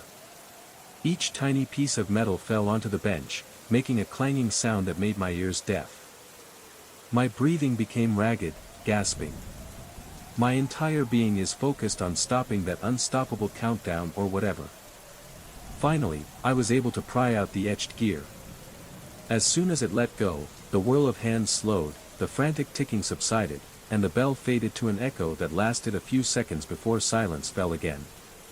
For a long moment, I just stood there, panting, feeling my pulse pounding in my neck. The presence I had felt so strongly just minutes before seemed distant, silent. It didn't go away, but it no longer weighed on me like an evil. My arms and legs were weak and shaking, and I wanted nothing more than to escape that factory forever. However, a strange part of me wanted to see if my mentor's reflection would reappear. Mustering up the last bit of courage I had left, I leaned towards the watch glass. Only my scared face looked back. Gripping the gear lever, I sat down, trying to calm my frantic breathing. Outside the storm was raging, but the workshop remained strangely still, as if the air was waiting for something. In that moment, I realized I had no idea how to explain this to anyone. It's entirely possible they'll think I'm insane. However, strange evidence was in my hands, a device deliberately engraved to create an encrypted message, to distort the fabric of time. And even though the worst seemed to have subsided, I still couldn't shake the feeling that a presence still lingered just outside my peripheral vision. I decided to lock the device in a small cabinet at the back of the workshop, hoping that separating it from the watch would break any links that existed. This action was like sealing an evil artifact from some grim legend. My hands were shaking so much that I had to struggle to put the key in the lock. When it finally clicked, I felt just a little relieved. A nagging thought told me that the presence or whatever had contacted me could still find its way back if it wanted to. Without another word, I turned off the lights, left the workshop and locked the door behind me. The storm has subsided somewhat, the streets are wet with rain under the dim lights. My heart was still pounding, my shirt was soaked with sweat, I felt so exhausted that I almost collapsed. Yet there is still a distorted sense of victory. I faced something inexplicable and survived. My body is exhausted. My mind was weighed down by countless questions about reality, time, and the boundaries of my career. Since then I have not returned to that workshop in the same way. Although I continued my trade, carefully repairing complex mechanisms, I kept my distance from the old wall clock that was still partially dismantled. Occasionally, I heard soft ticking sounds echoing in my mind, as if the countdown was still going on somewhere I couldn't see. I wonder if my mentor is really gone or if he is stuck behind some curtain of time and trying to warn me even now. At night, I sometimes dream of that reflection, the terror in his eyes, begging me to run away or completely destroy the watch. In the end, I wasn't sure if I could actually block out the danger. I live with a constant knot in my stomach and an acute awareness that reality is much more fragile than I ever realized. Something touched my consciousness when I was near the ticking clock. A reminder that forces me to stay vigilant. I can't say I'm at peace, but I'm alive and aware. And that is perhaps the only consolation I have. Those coded warnings, those shifts back in time, still linger in my memory like fragments. And I can never truly relax in the presence of another ticking machine. Sometimes, in the stillness of the night, as the clock chimes in the distance, I feel an inexplicable urge to check if those signals are calling me again. If there is another terrible message expressed in short and long paragraphs that only I can explain. Part of me was afraid of what I might discover. And another section firmly believes that ignoring the call could be much worse. My heart still pounded with every ghostly tick, every unexplained reflection, every faint echo of the bell. I moved forward, unscarred, but at least wiser to the hidden horrors that can lurk within the gears of the clock. And every now and then, I catch a flash of light in the glass, forcing me to question whether I can really escape. The darkness pressed against my cabin window like a sensitive force, as if the night itself was trying to invade. My job as a ranger is supposed to keep me outdoors under the open sky, making sure that campsites and trails remain safe. Lately, however, every step I take among the towering pine trees feels like I'm being watched. The air carried a weight I couldn't see or explain, pulling me deeper. Even the wind seemed to unnaturally want to reach my ears. I would hear it calling in a soft voice late at night. A persistent whisper that promised to lead me away from invisible dangers. It was a gentle, distant wave that made me feel protected for the first time. Little did I know that it intended to trap me in the darkest recesses of the forest. I remember the first time I noticed something was wrong with this voice. I was on a routine patrol, carefully checking for danger markers near a ledge. The day was calm and the wind seemed harmless on my cheeks. But then there was a whisper through the trees. It seemed like that melodious breath was saying that I should turn around and check the rotting wooden bridge behind me. I followed the suggestion, feeling strangely compelled, and discovered that the central support of the bridge was dangerously compromised. Just a few more steps and I could fall. Gratitude blossomed in my chest. I feel lucky to hear it. How else could I explain this timely warning, but over the following weeks the warnings became more frequent. The voice seemed to know which trails were unsafe, where rock slides might occur, where tree branches might be broken by the wind. I started to rely on it. My job becomes easier and I catch potential dangers before they escalate. My colleagues wondered how I could predict so many dangers in the woods. I shrugged vaguely, too uncertain and protective to let that voice out. I think there are some secrets that are better kept. At night, I feel it just beyond my hearing, words that never fully formed, like phrases stuck in a semi-conscious state. It lured me to wander further away from base camp. The more I listened, the more I was drawn to the most remote places of the park. These are areas rarely visited by hikers, places that have been covered with moss and twisted tree roots over the centuries. The trees became increasingly dense, obscuring the moonlight, and my flashlight seemed weaker than usual. Everything around me smelled of damp earth and rotting leaves. There were times when I thought I felt the ground shake beneath my boots, as if something deep beneath the surface was moving. My heart rate quickens every time I enter. I choke to the point of going crazy. Who isn't stressed when finding their way under the weak flashlight? But a special energy clings to these depths. One evening, as I passed through a cluster of ancient pine trees, the air became unusually quiet. My breath sounded unbelievable. Then I saw a rude stone altar, half swallowed by vines and brambles.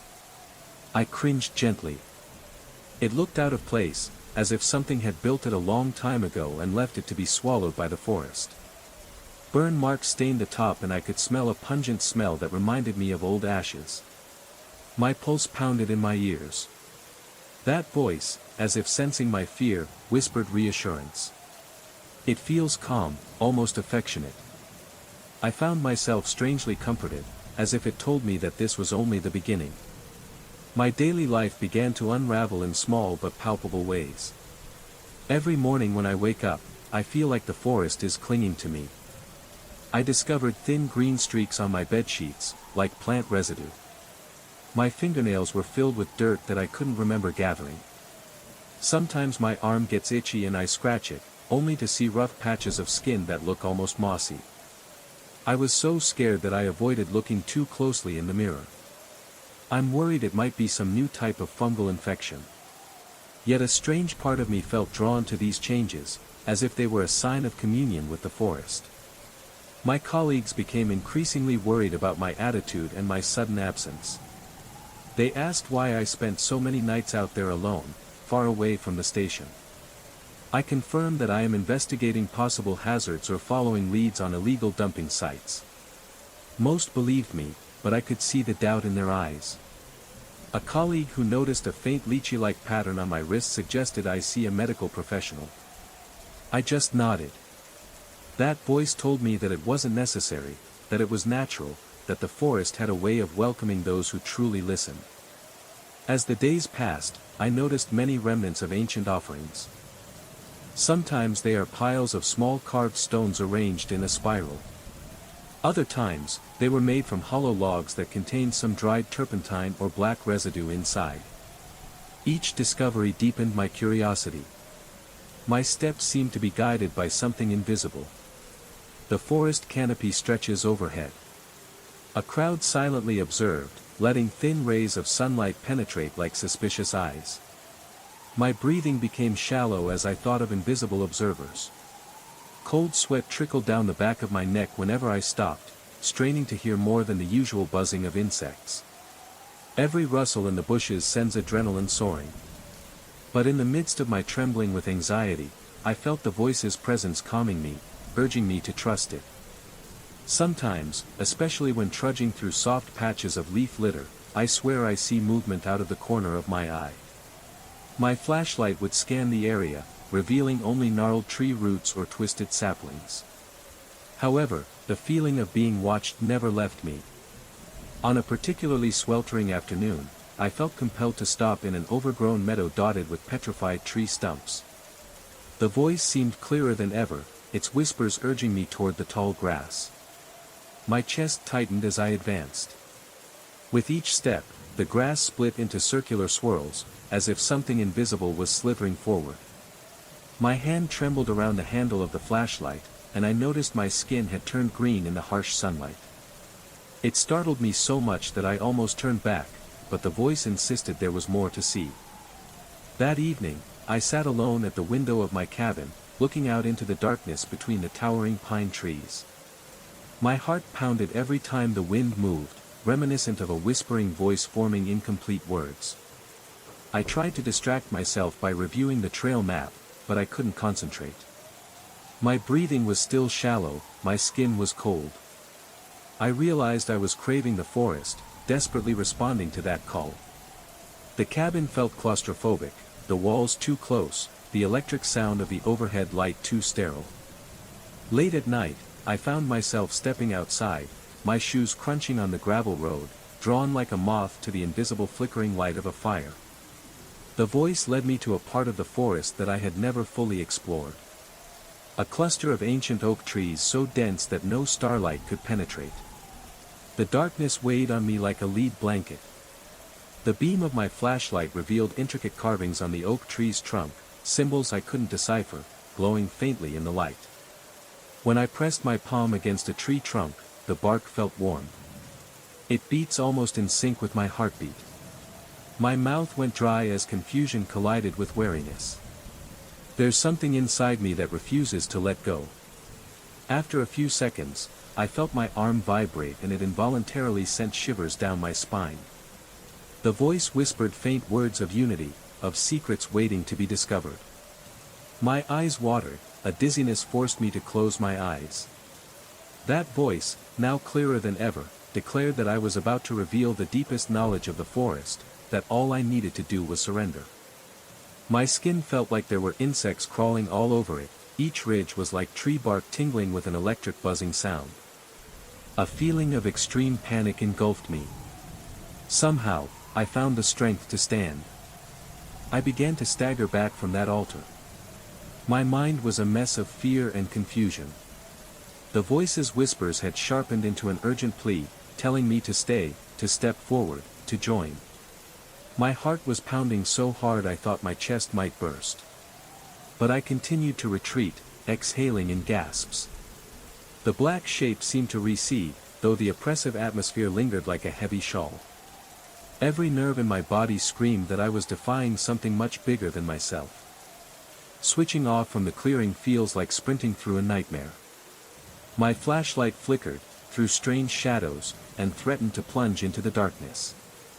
The moss beneath my boots felt spongy, almost kinetic, as if it had a tight grip on my soul. A primal terror spurred my steps. My lungs burned, sweat ran down my face and a sense of urgency pushed me up.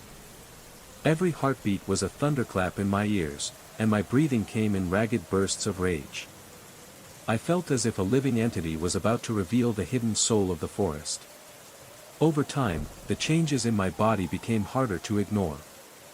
My left forearm revealed irregular green-brown patches reminiscent of tree bark. I caught myself running my fingers over them, startled by the rough texture. My taste buds are becoming more and more distorted. The food from the ranger station cafeteria lacked flavor, and I found myself craving the crunch of raw leaves. My sense of smell became more acute.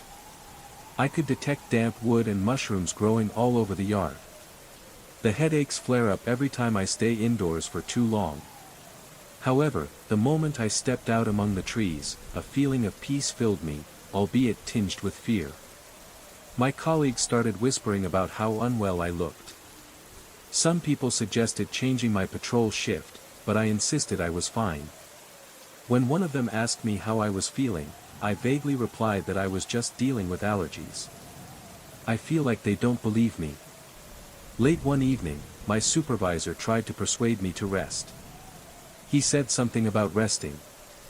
His concern was genuine, but the whispering voice filled my head, drowning out his words. I nodded nervously at him and left, feeling my heartbeat pounding in my chest. At that moment, I realized that I trusted the disembodied voice more than any human advice. During a nocturnal patrol soon after, the voice drew me to a large clearing surrounded by ancient, winding trees. In the middle there is another stone altar, larger than the first, with an eroded symbol carved into the stone surface. I felt my breathing quicken and sweat hitting my temples. The silence of the forest made me feel heavy, as if countless eyes were staring at me from behind the dense trees.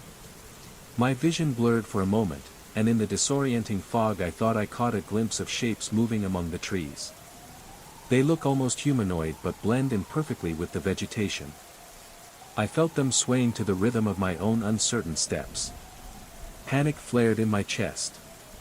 I spun around, scanning the darkness, my flashlight shaking in my shaking hand. A violent headache exploded at my temples, and the whispers of that voice rose to a painful peak. It insisted I place my hands on the altar, promising revelation if I complied. My arms and legs moved as if under a spell, trembling but unable to resist. The rough stone felt cold on my skin. Then a surge of energy shot through my arms, tightening my stomach and making me feel nauseous. My legs buckled and collapsed. My chest tightened and my breathing became rapid, my mouth was dry, my heart was pounding like it was about to break a rib. In that moment, I wasn't sure if I was still in the clearing or lost in some other realm. The air around me seemed to ripple, and the darkness of the forest stretched outward in towering, grotesque shapes. My eyes watered, a dizziness forced me to close my eyes. That voice, now clearer than ever, declared that I was about to reveal the deepest knowledge of the forest, that all I needed to do was surrender. My skin felt like there were insects crawling all over it, each ridge was like tree bark tingling with an electric buzzing sound. A feeling of extreme panic engulfed me. Somehow, I found the strength to stand. I began to stagger back from that altar. My mind was a mess of fear and confusion. The voice's whispers had sharpened into an urgent plea, telling me to stay, to step forward, to join. My heart was pounding so hard I thought my chest might burst. But I continued to retreat, exhaling in gasps. The black shape seemed to recede, though the oppressive atmosphere lingered like a heavy shawl. Every nerve in my body screamed that I was defying something much bigger than myself. Switching off from the clearing feels like sprinting through a nightmare.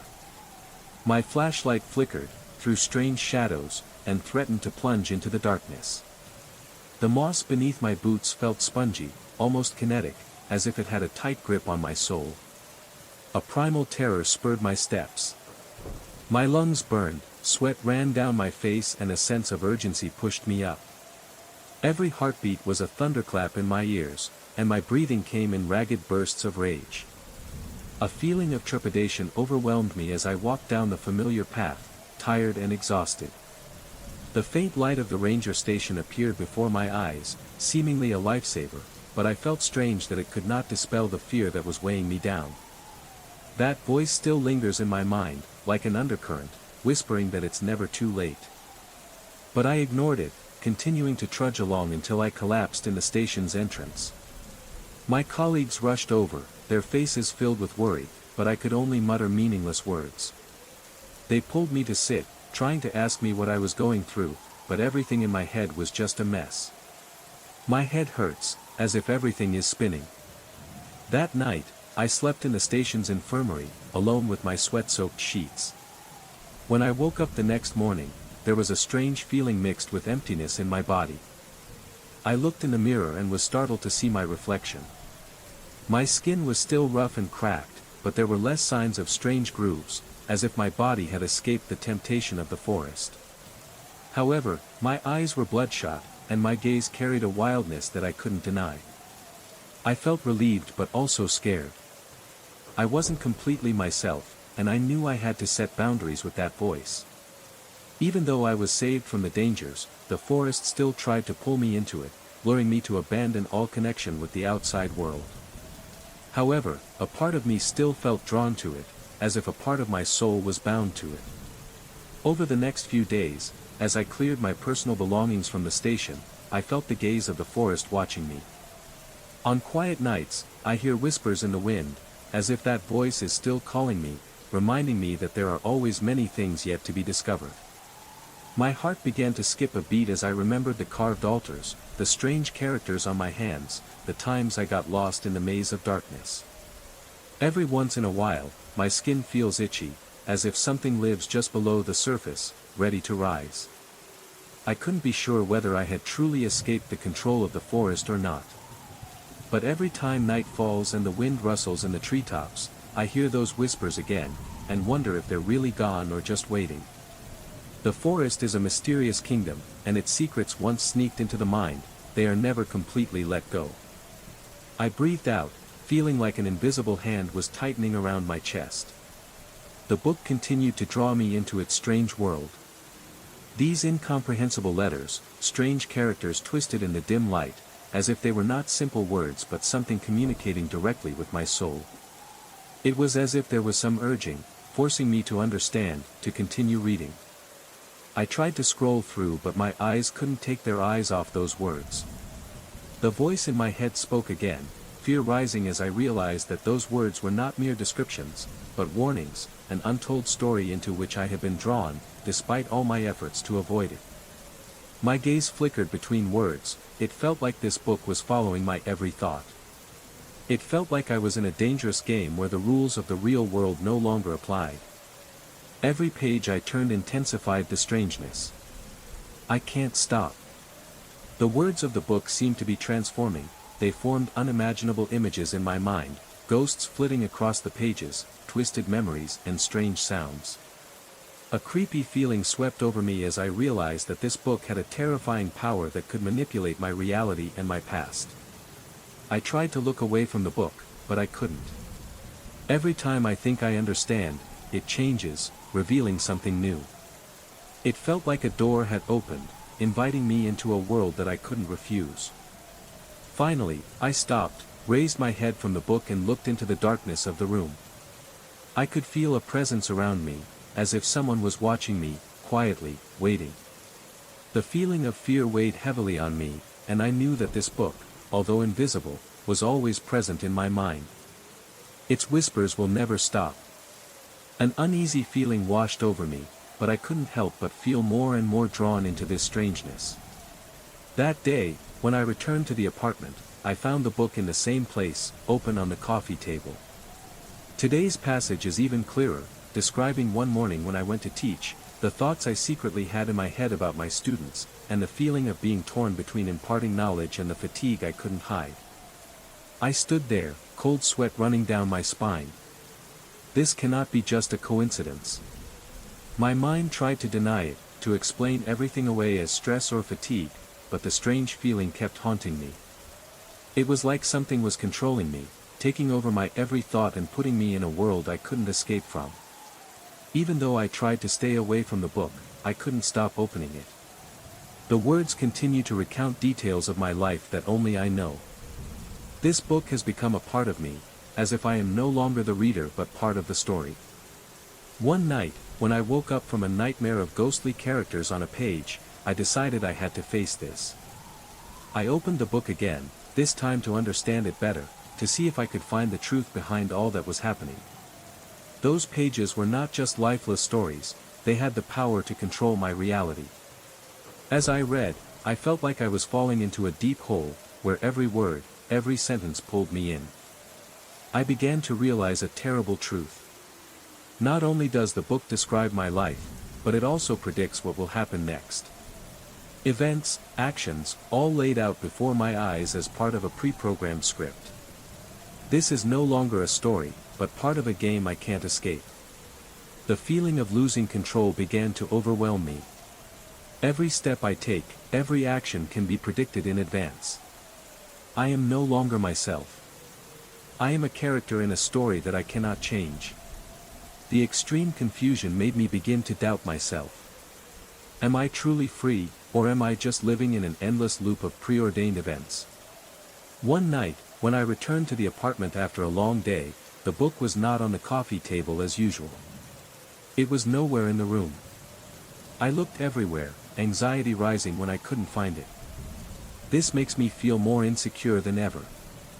I cannot lose this book, because it is the only key to understanding what is happening.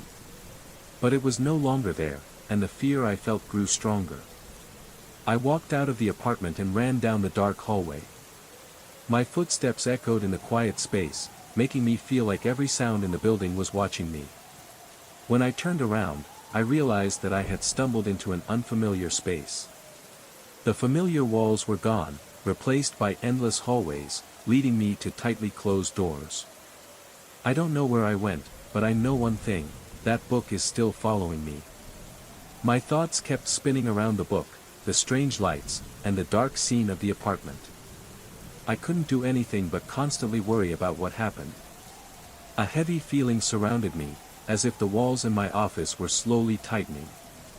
Everything around becomes bland and unclear. Even close colleagues felt alienated, as if I were living in a parallel world they couldn't see. That evening, when I returned home, I decided to face the book again. I cannot continue to live in fear, I cannot let it control my life. The book, quietly lying on the table, as if waiting for me to return.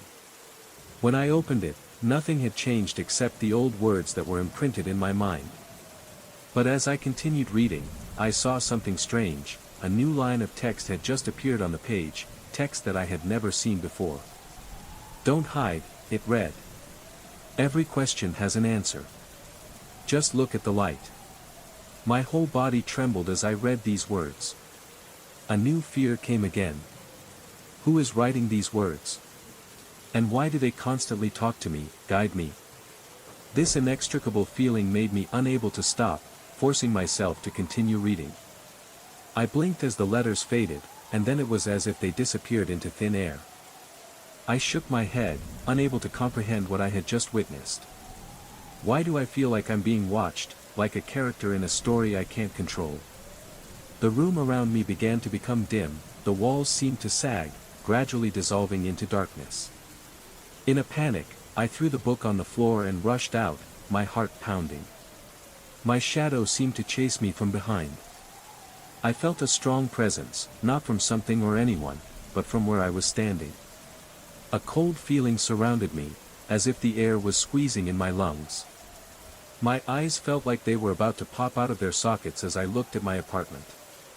Suddenly, I realized I was stuck in a loop that I couldn't escape from. The story, the book, the light, everything was leading me into a place I couldn't return from. Why do I feel drawn into it?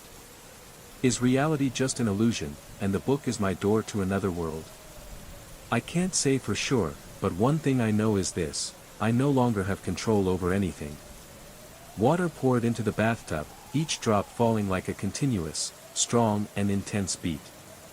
I felt its coldness as the water surrounded the book, as if cleansing something too dark to escape.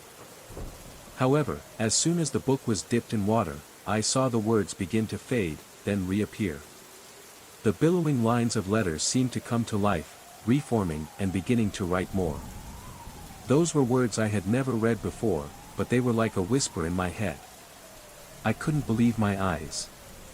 Every new word, every new sentence is imbued with despair and confusion.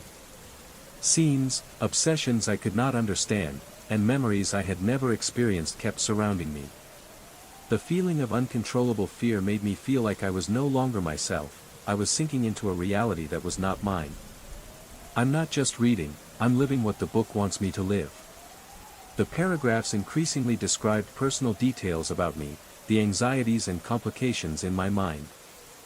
Finally, unable to bear it any longer, I hastily lifted the book out of the bathtub, trying to remove it from my hands as if it were a hot object. But the words written there still follow me, as if they were deeply ingrained in my mind. A cold feeling rose inside me, but not from the water but from the fear that was clinging to every corner of my body. I didn't know what I was running from, I just knew I needed to get away from it. I quietly looked at the book again. No matter how much I tried, I couldn't escape the feeling that I was living in a trap of my own making. There was something haunting, not only from the book but also from this very room, which I was trying to understand and resolve. The feeling that this place is not where I belong, but where I am forced to face the inevitable. With every step I took, I felt an invisible presence following me, as if the room, or even the entire building, was biting every corner of my mind. Strange sounds began to echo around. The creaking of the door, the clicking of tables and chairs, as if someone was secretly moving in the dark. I stood in the middle of an empty room, but never really felt alone. Something else, invisible but certain, was watching me. Even though I left the room, the feeling of that presence did not leave me. As I walked down the hallway, the sound of my footsteps echoed, but I couldn't suppress the feeling that someone was walking behind me. The faster I walked, the more I felt the space around me become more confined, as if the four walls were tightening, forcing me to face a reality I couldn't explain. It feels like a never-ending nightmare. My eyes were glued to the rearview mirror, feeling like I was looking at an inescapable entity. The book was still there, in the back seat, silent but menacing, calling to me, even though I had never put it in the car. How could it be there? I stopped on a deserted road, not daring to move, as if everything around me was witnessing this madness. I turned my head, my eyes fixed on the back seat. I want to swear that I can feel the coldness radiating from the book, from itself, an irresistible pull. A power that I cannot explain but is definitely surrounding me. I knew if I kept driving, if I left this place, I would be faced with something I couldn't escape, couldn't explain. But then, I asked myself, could I live with that? A wave of fear came. Memories of the book flashed through my head, images of changing lines, strange details, unusual encounters in the apartment. I can't let this continue, but I can't leave it behind. I couldn't let the book continue to control my life. Stepping out of the car, I picked up the book and felt a cold breeze run down my spine. I hesitantly opened the book again, not to read but to examine, to find out the secret it hid. But as soon as I turned the page, there was a strange feeling, as if I had opened a door, a passage that I had no control over. Inside the book, the text had changed again. This time, they were about me, not what I had read before. Unimaginable passages have been written about me, about the sleepless nights, the obsessions in my head. The words were as if written by an invisible hand, someone who knew everything about me, all my fears, all my confusion. The feeling of suffocation came. My vision became blurry as I felt I was not just reading, but living in these pages. Every word, every sentence pulled me into a spiral I couldn't escape from. I collapsed, the book fell to the ground, and for a moment, I felt like I was one with it, as if it had taken complete control of me, no longer a simple object. In the absolute silence of the night, I couldn't distinguish what was real and what was a dream. The book is not just an inanimate object anymore, it is a part of me, and I am a part of it. And just like that, I realized that I couldn't escape it. My headlights continued to sweep through the darkness, my eyes still staring stiffly ahead. I felt my body being pulled into something I couldn't completely control, but I also couldn't turn back. They have bound me, and now I have only one way to go. The sounds echoed from behind, the footsteps never stopped, but I still drove forward, determined not to let any ghosts from the past stop me. Occasionally, I look in the rearview mirror and see the shadow of that book, like a blurry figure surrounding me. The pages of the book still change, still write about me, even though I tried to separate it from my life. And I wonder if I can live without having to deal with it anymore. Are the pages really my life, or are they just part of an unbreakable illusion? The long road ahead makes me feel as if a window has never closed. What I left behind was not just an apartment or a book, but an inseparable intertwining of past and present. The pages of the book flashed through my head, and I couldn't stop and look back. This journey is not about hiding, but about accepting and facing the inexplicable. The world around me grew blurry as I drove through the darkness. But one thing is certain in me, one thing that cannot be changed, I will not disappear. No matter what the book clings to, no matter the hallucinations or secrets it reveals, I will continue. And so, even if I am caught up in this spiral that I cannot escape from, I still have the right to choose how to face it. At this point, I understood that the fear I felt was not something that would end when I ran away. It can only end when I face it, when I continue even though it is following my every step. Because nothing lasts forever, not the book, not the strange secrets it contains. And no matter what lies ahead for me, I will be ready to face it. The story is not over, and I will not let it end with paralysis or fear. I'm still alive, I can still control myself. And as the last light of the evening fades, I know that this journey has just begun. This anomaly made me feel a shiver. The feeling that something was wrong spread throughout my body. The rock filled the small space in the room with an intimidating presence, and I began to feel as if I was being watched. I can't escape the feeling that some invisible force exists around me, always waiting. That night, I couldn't sleep. I sat in my office, unable to take my eyes off that stone. The red stains on the table, the indelible marks, and even the gentle sound of liquid drops dripping onto the table made me restless. It felt like the stone was not simply an inanimate object, but a portal, a threshold leading into secrets that I was never allowed to know. The next morning, when I returned to continue my research, the stone was no longer in its original position. It had moved a little, as if it were moving along a line that I couldn't make out. Unable to believe my eyes, I hastily put it back in its right place, but the heavy feeling in the air grew thicker and thicker. It feels like it's dragging me on a journey that I can't control, a journey that has no end. The change in the room is not just physical. I felt like the air around me began to change, fading as if an invisible fog covered everything. My mind began to race as I continued to look at the stone. From the small cracks, the red liquid continued to drip, and I noticed a strange movement in it, as if something was gradually awakening inside. Every day, the stone seems to change, not only in position but also in nature. I noticed that the red color in the liquid became darker, and it seemed to reflect my light. An eerie feeling enveloped me. Something haunted me as I stood there, and my fear rose as I thought about what would happen if I continued to approach it. But I can't stop. Curiosity pulled me closer. One night, when I decided to experiment with the stone again, I realized that when I placed my hand on it, I could feel a pulling force. It was like an invisible force field was making it impossible for me to escape. Suddenly, in that brief moment, I felt a whisper, faint, but strong enough to stun me. It's like it's telling me that there's no going back, that these secrets won't let me go. I withdrew my hand, but the feeling of it still lingered in me. I began to realize that everything around me was changing, and maybe I was slowly being changed. The stone had a strange power. It wasn't just an ancient object, it might be a door to dark mysteries I'd never been allowed to explore. And these secrets won't let me go until I find the ultimate truth. Her worry only increased my insecurity. I had begun to feel that something was penetrating me from my strange dreams and inexplicable changes in my surroundings. That feeling, like the intrusion of something beyond my control, gradually crept into my every thought. I cannot understand these feelings, but they cannot be denied. It seemed like an inevitable change was happening within me, like I was slowly being pulled into a universe parallel to my real world.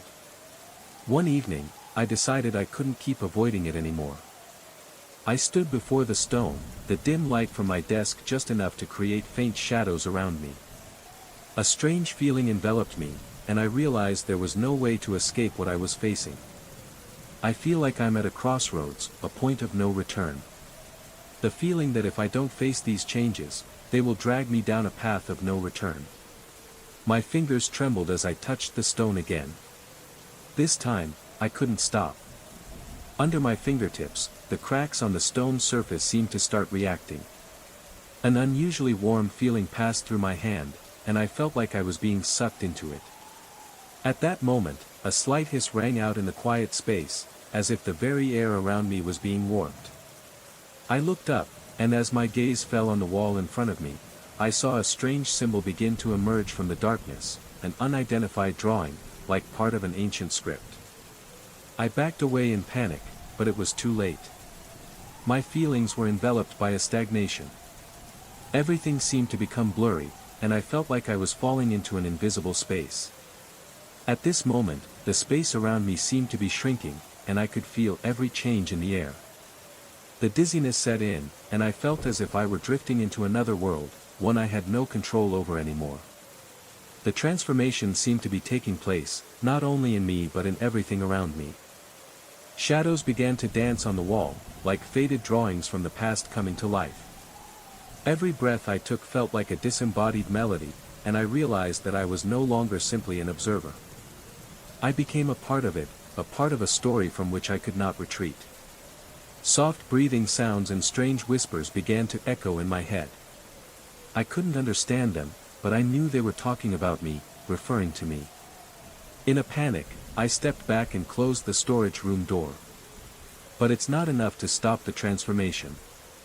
I realized that I was standing in a trap from which I could not escape. And in that moment, I understood that the stone was more than just an object. It is a sign. A start. An invitation into a truth I wasn't ready to accept. I placed my camera facing the stone, hoping to capture any strange movements occurring in the room. But the uncertainty and tension inside me made it impossible for me to sit still. I felt as if the stone was watching me, waiting for me to make a wrong move. I left the office, telling myself I wouldn't obsess over it anymore, but part of me knew that wasn't possible. All night, I couldn't sleep. Vague images of ancient rituals, of shadows hovering in the room, and indeterminate breathing sounds crisscrossed my mind. I couldn't shake the feeling that the stone, the book, and everything happening around me were part of a larger plan, something incomprehensible. Maybe I'm past a game I can't win. The next morning, I returned to the office, and again, I saw a dim light on the wall. The shadows moved, slowly, as if they had formed a real presence. I entered the room, but as soon as I did, my camera made a strange noise, as if recording something beyond its capabilities. I hastily checked, and my heart sank when I saw the image on the screen. The stone was moving. It wasn't a noticeable movement, just a slight shift that I could have missed if I hadn't reviewed the video. But when I looked closer, I realized that it was more than just the physical movement of the stone. Something in the air had changed. The red streaks, the stains on the table, seemed to be spreading, and everything around me became blurry. The walls, the shadows, all became part of a structure I couldn't escape. A wave of dizziness hit me, and I almost collapsed. The presence, the feeling of being watched, permeated the air and I couldn't escape it. They are here, or perhaps I am part of them now. I know that I cannot live like this anymore. Part of me wanted to stop, leave everything. But I know that this book, this stone, and these mysteries will not let me escape. My reality began to change. These are not dreams or fantasies anymore. They were a part of my life, and I was stuck in them. When I looked into the darkness, I saw my face reflected. It's not me anymore. It's another silhouette, part of a change I can't control. I decided to leave the office, leaving everything behind. But when I walked through the door, I stopped. The feeling of the stone, its presence in my mind, became an inseparable part of me. Even if I wanted to run away, I couldn't. My life was doomed, and I knew that I would never be able to escape what had happened to me. When I returned the next morning, a heavy feeling filled the entire space. Everything in the office seems unusual, as if a subtle change has occurred. The objects are no longer located where I remember. The books on the shelf looked like they had been moved, even though I was sure I had kept them tidy. I felt my eyes land on the fern, now completely withered, its leaves pale and drooping as if the life in it had been sucked dry. As much as I wanted to ignore it, part of me knew that something was lurking inside this office, in that strange stone. Since that night, I began to notice changes in my body. Sometimes, I feel like there is an underlying pain inside, my body is no longer completely mine. A strange feeling of paralysis has come over me, especially when I try to function normally. Every night, when I close my eyes, I see strange images, people wearing masks, torches sparkling like ghosts in abandoned temples. These images constantly haunt me, they reappear in my head not only when I sleep, but also when I am awake. The chanting sounds echoed in the space as if they were deeply ingrained in my subconscious, making me feel like I was being led and controlled by something ancient and dark. Things got worse when the items in my room started showing strange signs. One time, I left the office and returned only to find my computer open, with strange text appearing on the screen. The paragraph was not a document I had composed, but rather jumbled words and sentences that I could not understand. That's when I realized that the book and the stone are not independent phenomena. They are linked together, forming an inescapable loop. I decided to face this again. When I returned to the room, I stared at the stone. A cold feeling surrounded me, and I realized that the rock was no longer just an inanimate object. It seemed alive, could feel my presence. Even though I tried to push that thought away, a strange feeling still enveloped me. I couldn't control myself anymore. Finally, one night when my patience was running low, I decided to take action. I grabbed the rock, hoping to break something I couldn't explain. But as soon as I touched its cold surface, I felt an electric current run through my hand, as if there was a force pulling me towards it. My heart was pounding, my body seemed to be dominated, unable to do anything but stand still and look at the stone. That was the moment I knew I was caught up in a game I couldn't get out of. Haunting dreams are more than just blurry images. They're coming true, and I can't run away. The change has begun, and now I can only continue to live in its shadow, waiting for the unfolding of something I cannot understand. A cold feeling spread from my palm, as if the liquid was sucking the life from me.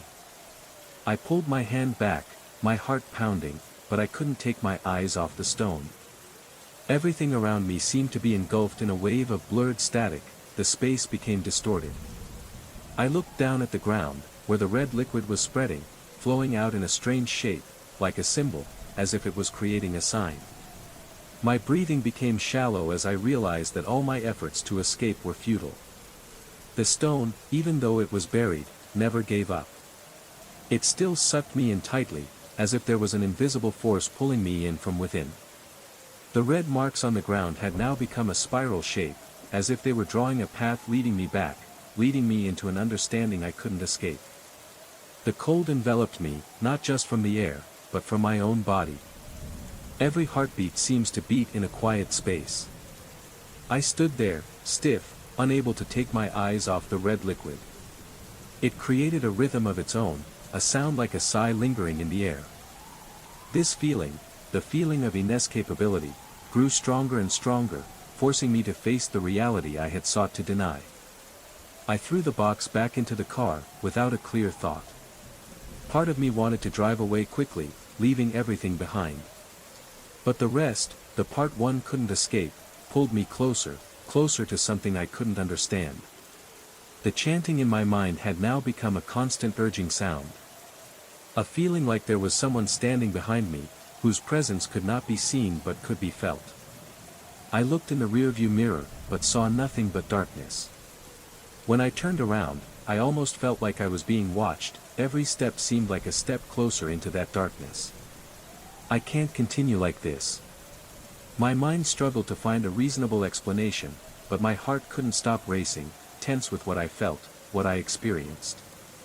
And finally, I understood that there was a part of me, a part that couldn't let go, that was drawing me closer to this mystery, something I couldn't understand, but couldn't avoid. Because once I got caught up in this vortex, I knew I couldn't get out. And that book, that rock, everything I had sought to ignore, would always draw me back. Now, I don't just face it anymore. I became a part of it. Time passed, but the obsession with the stone did not fade. Every step I take, every decision I make, is haunted by its shadow. On quiet nights, I can feel that invisible presence, as if it is waiting for me in the darkness, waiting for me to return and continue the task I failed to complete. Even though I tried to avoid it, I knew that I couldn't escape that shadow, I couldn't erase the images and sounds that were imprinted in my mind. One day, while I was cleaning up in the lab, I came across one of my old notes that I had forgotten about. There is a passage in it that describes an ancient ritual that involves connecting with something invisible, imperceptible to the senses. The name natal appears again. It made me shiver. Once again, I faced a truth that I could not ignore. The stone, the red liquid, and the strange symbols are no coincidence. It all makes sense. I started looking for more information about rituals and objects that could cause such mysterious events. I found records from previous scholars who had studied similar objects. One of them wrote about a cursed object that, they said, could change its owner, making them part of a permanent and unbreakable ritual. Each person caught in that object's world will be haunted forever, until they are completely absorbed, or partially absorbed in the next cycle. That feeling came to me again, like a warning that I had only begun to explore part of the story. The dreams became increasingly vivid and scary. I found myself standing on an altar, surrounded by masked figures, chanting chants echoing in the dark space. I can't escape that spiral. Not only was I being followed, but I felt an invisible force trying to pull me in. I see images of myself in my dreams, but they are not me anymore. They were blurred reflections, copies I couldn't recognize, as if I had become a part of that story, unable to escape. And then, There are nights when I wake up, cold sweat drenching my body, my hands shaking. Even though I tried to keep my spirits up, I couldn't escape that feeling, the feeling that a part of me was lost forever. Have I really escaped the stone? Or am I just avoiding the inevitable, so that one day, it will come back and I won't be able to refuse? In a moment of desperation, I decided to go back to the place where I buried the stone. But I don't dare. Part of me is still afraid. Afraid that once I go back, I'll never get out again. But I know I can't live forever in this fear. Sooner or later I will have to face it, and by then, I will no longer be able to hide. Because there's one thing I know for sure, my battle with the stone is not over. When I arrived at the research station and placed the jars on the table, the atmosphere in the room seemed different. I can't exactly describe the feeling, but it made me feel like something was watching my every move. The fluorescent lights on the ceiling still flickered irregularly, creating a strange shadow along the corners of the room, making the space feel even heavier. I wondered if I was overreacting, but that worry couldn't be dispelled. As I began to examine the patterns on the surface of each vase, I noticed they had a strange delicacy. The lines were deeply etched, taking on the shape of images I had never seen before, as if they were telling a story I couldn't fully understand. Every line and pattern created flashing images in my eyes, making me feel as if I were looking at a door, an entrance to a world I should not probe. Suddenly, a small noise rang out behind me. I turned around, eyes wide, only to see nothing but darkness surrounding the room. However, I couldn't erase the feeling that there was some invisible force present in the room, quietly watching my every move. My heart was pounding, and I felt cold sweat running down my spine.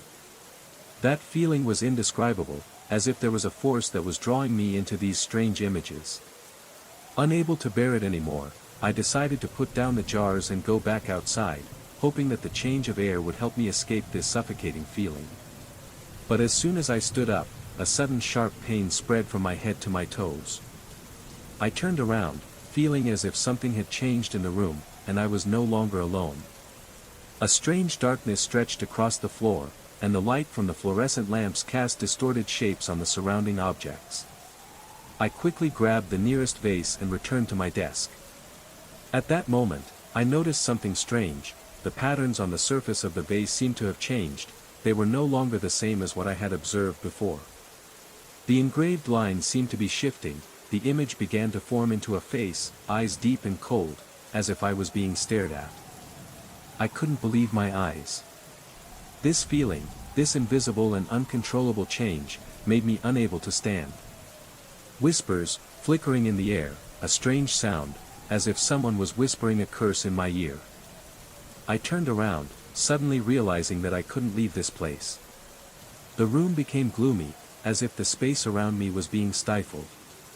My steps were stopped, my body paralyzed in fear. Suddenly, the vases began to glow faintly. The light from them seemed to suck me in, making me unable to stop. The feeling was powerful, irresistible, as if I was caught in a vortex I couldn't escape from. The words engraved on their surfaces began to glow, forming sentences and words that I couldn't understand but made me feel like someone was reminding me of an oath. I don't know if I can resist this power, but I can't stay here any longer. My legs shook as I tried to leave the room, but the presence in that space pulled me back. Like something dark was trying to take over my mind and body. I can't run away from these things anymore. These ancient objects, the signs, the whispers, they are all reminding me of something I hadn't realized until now. There is an invisible power in them, and I know that I cannot stop. This connection makes me tremble. The words in the manuscript seemed to want to jump out of the page, piercing straight into my mind. What I found was a bizarre entity, an ancient life trapped within objects, vessels that needed to be nourished with blood and sacrifice, to maintain their power. This realization made me feel as if something was leaving the dark recesses of my head, quietly infiltrating every thought, every dream, every breath. Every night, I wake up sweating, my mouth is dry, and my body is tense. My eyes seemed to blur, and I couldn't escape the feeling that I was being watched, sucked into something, even though I didn't know what it was. In my dreams, I heard whispers from those figures, words of life, nourishment, and the cost of maintaining the power of entities we cannot fully understand. The ancient vases are attracting me. Even though I tried to stay away, I knew they wouldn't leave me alone. They have a strange power, and no rational explanation can reassure me. The feeling of them in my hands was one of deep fear, a fear of the inevitable. They are not harmless objects. Every crack in their surface, every trace of the strange red liquid, was a reminder that I was facing a reality far beyond my understanding. Time passed, but the strangeness became worse and worse. Not just dreams anymore. In the study, the vases began to move strangely. At first, I thought I was wrong. But then they actually move, even just a little, every time I turned my back. The feeling of being watched grew stronger. The dark shadows in the corner of the room were inexplicable. I began to hear chanting, whispering from a faraway place, as if someone was laughing at me from the darkness. I've reached the point of no return. I cannot continue my research without confronting this. It's not those vases anymore, it's me. They changed me, brought me into a world from which I could not retreat. I couldn't be sure if I was living in the present or caught in an inescapable vortex. The strange feelings kept increasing, and I couldn't hide. Finally, I decided to take action. I took the pots outside, determined to free myself from their grip. But as soon as I put them on the ground, things seemed to get out of control.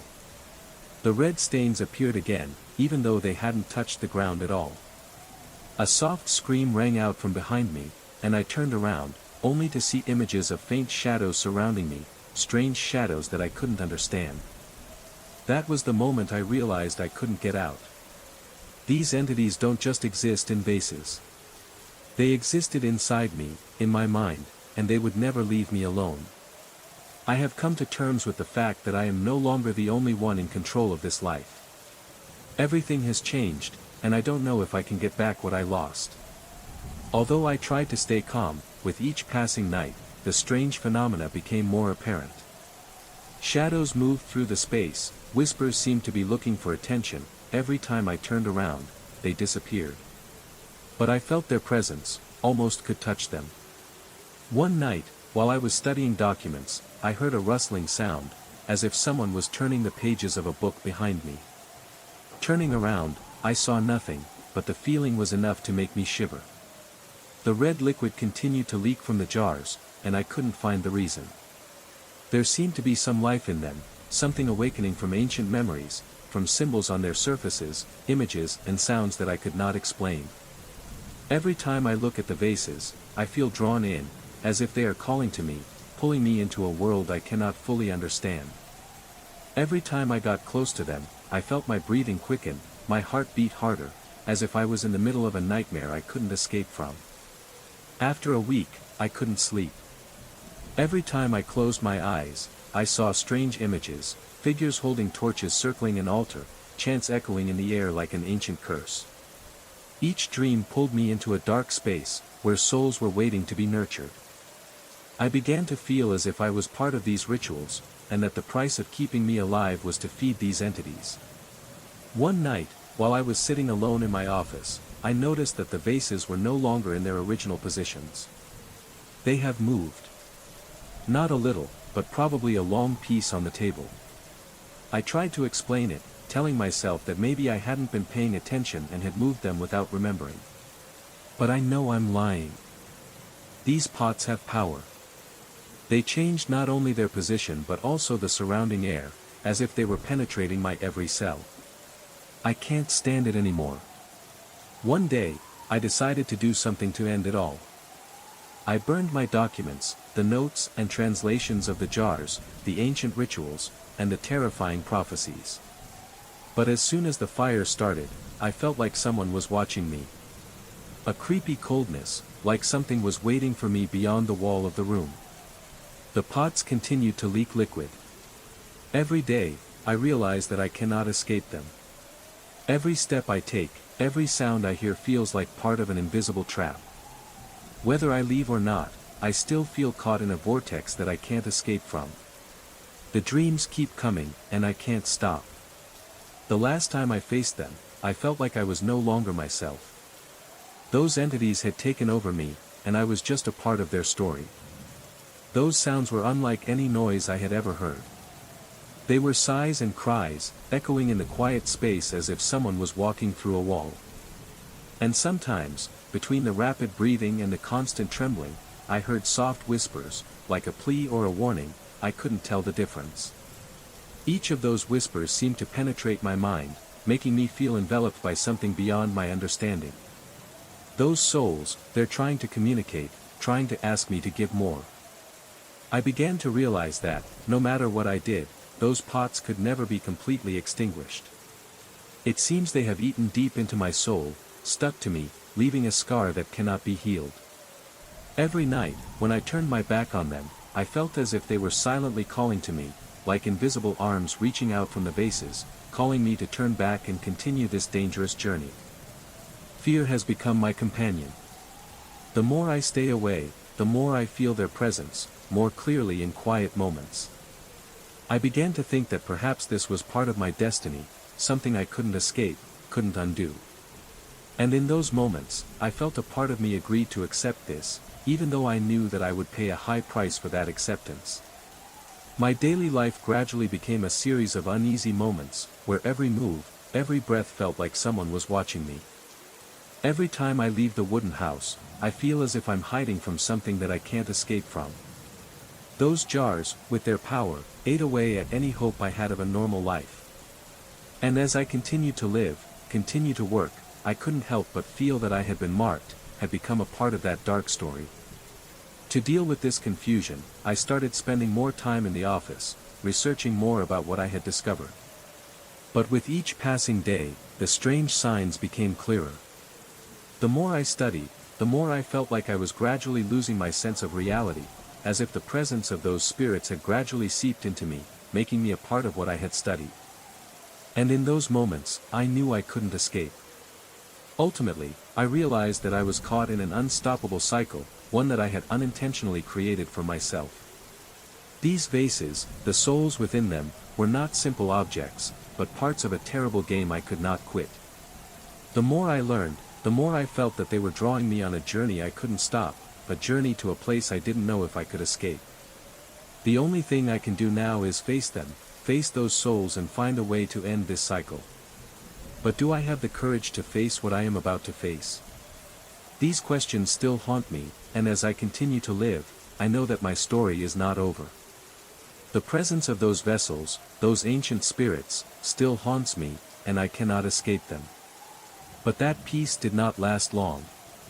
The feeling of emptiness inside me was unrelenting, as if I was being pulled towards something I couldn't understand. As soon as I woke up the next morning, I felt a change in the air. Something is wrong. An invisible worry clung to me, difficult to express, but weighed heavily on every breath. When I entered the study, my eyes couldn't help but stop at the corner of the room where the vases used to be placed. It's all gone. At first, I thought I was wrong. I checked all the rooms, searched every corner, but found nothing. I even checked the bin where I thought I kept them. It's empty, without a trace. A coldness enveloped me as I realized the vases were gone, like they had never existed in my space. That feeling, as if an invisible hand was pulling objects out of my sight, made me shiver. In a moment of despair, I remembered all the things I had experienced, the sounds, the silhouettes, and especially the strange markings on those objects. Even though I tried to separate myself from them, it felt like they were still clinging to me, never leaving.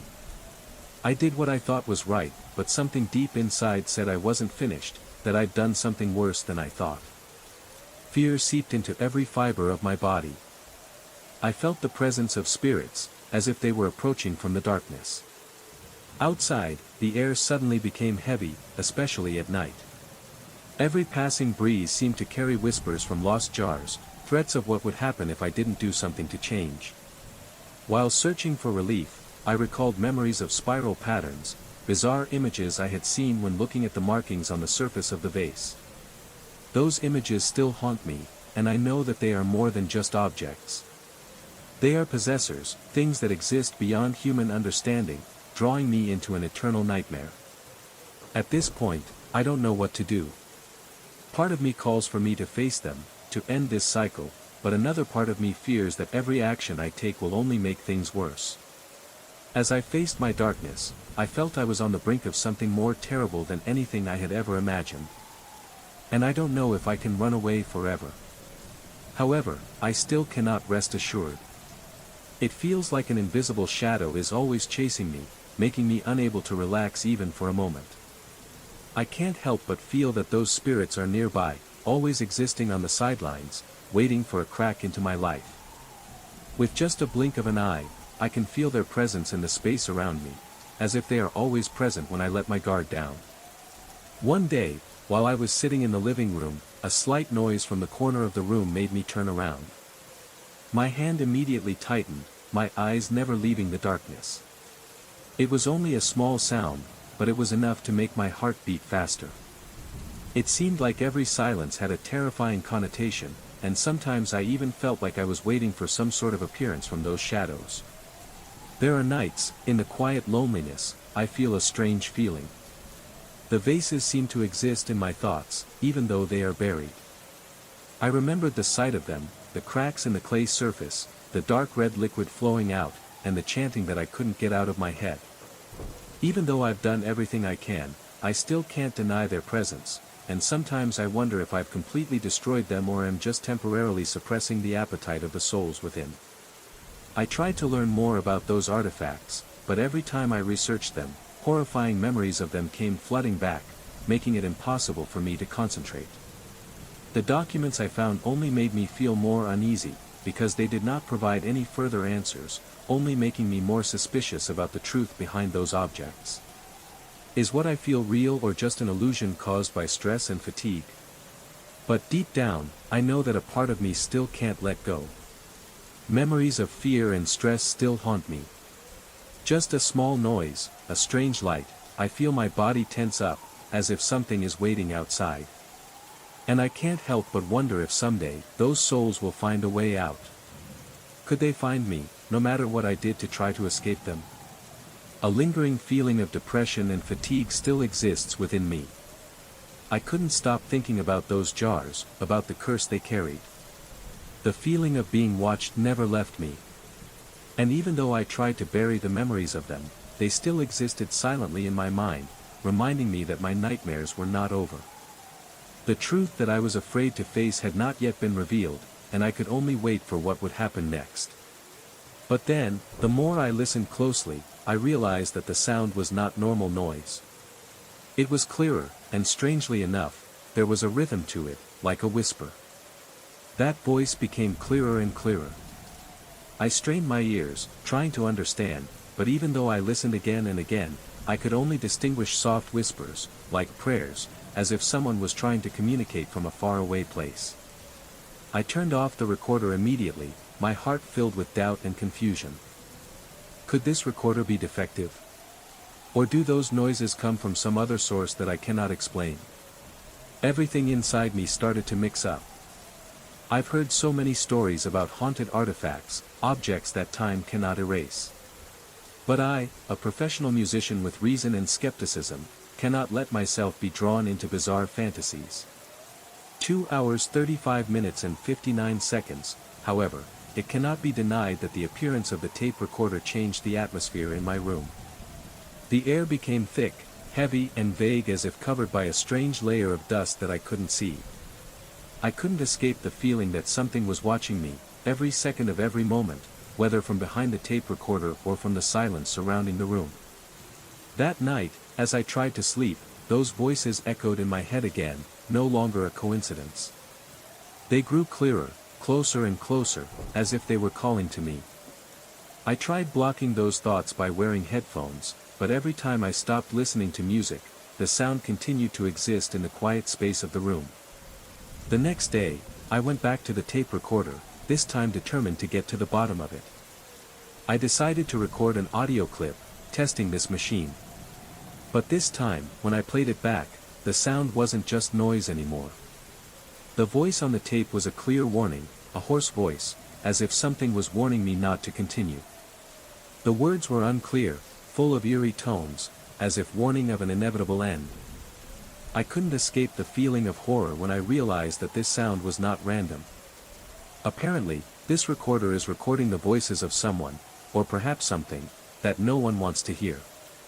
And no matter what I tried, that sound seemed impossible to erase, impossible to get out of my mind. The pleas kept echoing in my head, and I knew I had fallen into a spiral from which I could not escape. That feeling, as if I had awakened something terrifying, followed me all day. I no longer feel safe in my own room. And I knew that maybe the tape recorder wasn't just an old device, but a door to another world, a world I couldn't control, where spirits and curses still awaited. In the end, I decided not to continue with the tape recorder. I put it in a box, sealed it and put it away. But even though I buried that machine, I still couldn't dispel the strange feelings and existence of those spirits in my head. Now, every time I see shadows or hear whispers, I can't help but wonder if they are waiting for me, waiting until I no longer have the strength to fight them. These songs are not simple works, but pieces of music that have never been completed, still lingering in space like an unfinished note. The old library documents I consulted describe musical works that their creators were never able to complete, interrupted by death or sudden disappearance. There's even a strange note describing a stuck song, a melody that the player can only hear, but can never finish. This haunting feeling keeps sticking with me. As I researched more of the unfinished music, I saw a disturbing connection to my recordings. Every time I listen back to the melodies in the studio, I hear the violin, an instrument I've never used, mixed into the tracks. That violin sound, although not a sound I made, was surprisingly in harmony with my chords, like a part of me was connected to them. What scared me more was the feeling that it was more than just a sound. There are moments when I feel as if these melodies could talk, could communicate with me, emphasizing that they are unfinished. The pleading voices flashed through my mind, and I couldn't escape them. Every night, those sounds returned, echoing in the studio space, mixed with musical notes as if they were trying to convey some message, a reminder from another world. I began to feel that it wasn't just a strange sound, but that I was being watched. Every time I returned to the studio, an uneasy feeling arose, as if the spirits from the unfinished songs were still there, watching over me, observing me, waiting for me to finish the tracks they hadn't been able to finish. They are not tangible entities, but the feeling of them is very clear. There are nights when I can't sleep, can't get out of this cycle. Those voices repeated over and over in my head, like a shortened song, unfinished, but carrying an emotion that couldn't be ignored. Those silent cries filled the air, not in my headphones, but in my mind, making me feel as if I were a part of that song. And then, one night, while I was cleaning out the studio, I discovered a roll of unused tape. Curious, I decided to test it out. When I put the tape into the recorder, I wasn't expecting much, simply an experiment with that old device. However, when I started listening, I didn't hear the familiar sounds of a blank tape. Instead, I heard a melody, a complete piece of music, but there was pain in every note, as if this song was being played from a dark and tragic place. I feel the presence of the souls trapped in this song. I could feel their panic, fear, and longing. These tracks are not simple recordings. They were pleas from a world I couldn't fully understand, souls searching for liberation, but unable to find it. When I stopped and turned off the recorder, the room became eerily quiet. Everything becomes peaceful, but the feeling is not serenity. Instead, I sensed something nearby, an undeniable presence. And I know that, no matter how much I try, these souls will never let me go. I closed my eyes, trying to stay calm. The whispers kept echoing in my ears, but this time, they weren't pleading voices or strange sounds. Instead, they were calls, names I couldn't identify, invitations I couldn't understand. These sounds made my head feel like it was about to explode, but I couldn't stop. I pressed the record button and heard eerie sounds, which seemed to be approaching me from a faraway place. The first voice spoke, low and strange, like an invitation from the darkness. A second voice, soft and convincing, mixed in. But nothing compared to the screech of the third voice, which rang in my ears, like a scream, but was lost in the silence. A chill ran down my spine, making me unable to move. I opened my eyes, and my heart sank. The pots I buried have returned. Not in their physical form, but here they are, in the sounds I hear through my headphones. They tried to come back. The whispers grew louder, the moans and laughter seemed to hover in space. I don't know if they really exist, or just an illusion I created myself, but the fear inside me is real, undeniable. The whispers seem to be invading my mind, making it impossible to focus on anything else but them. The more I tried to escape them, the clearer I heard them. I felt them weighing heavily on my body, each voice seemed to be pulling me into an inescapable trance. Their shadows, although invisible, are still present around me, in every corner, in every quiet space. I can't bear it anymore. I have to face this. They won't leave me, and I can't continue to live in fear. In that moment, I understood that I had lost a part of myself. These spirits, although they may be a product of my imagination, I know one thing for sure, they have occupied a part of my mind, and I cannot escape. I started packing everything up. I will not let these things control my life anymore. But when I looked at my devices, I noticed that they were no longer mine. They are not tools for creativity anymore. They have become cursed objects, cruel guardians. And in a moment of fear, I realized that I might not be able to erase them completely. No matter where I run, they will always be here, in my mind. I hope that, if all the connections are thoroughly checked and nothing is loose or faulty, I will be able to explain these strange phenomena by acoustic theory or some technical malfunction. But when I rebooted the system, a strange feeling filled the room, as if the air had thickened around me. Despite doing everything properly, as soon as I pressed the record button, the strange sound appeared again. Those sounds this time weren't simply moans or inexplicable melodies, but it seemed like they were responding to my rhythm. It was as if these entities were learning to immerse themselves in the music, along with me, in an unending dialogue. A feeling of suffocation prevailed, and when I heard these voices again, they became clearer than ever. This time, they didn't just beg. The vague but painful words rang out, as if a part of me had been drawn into a story that I couldn't withdraw from. A voice rang out, calmly as if it had been waiting for a long time, "Finish it." I felt a shiver from head to toe, my hands were numb and I couldn't leave the keyboard. I tried to stop, turn off the device, but immediately realized that I could not control myself.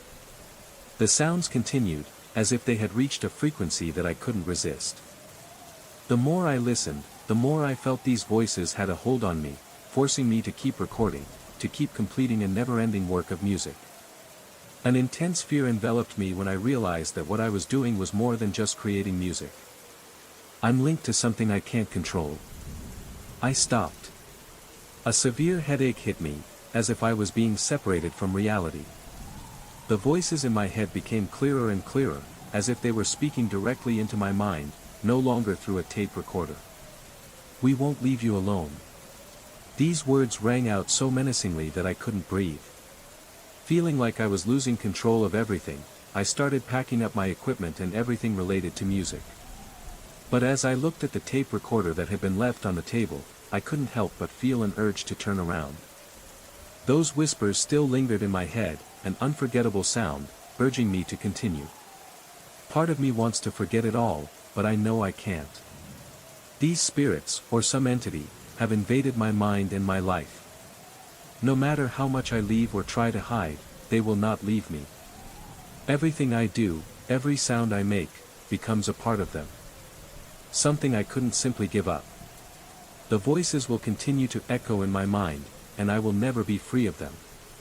One morning, I woke up with a strange feeling, not the relief I expected after burying those tracks and hiding them out of sight. Instead, there was a sense of tension that lingered in the air, as if there was something lurking, waiting for an opportunity. The whole space in the house seems to have changed.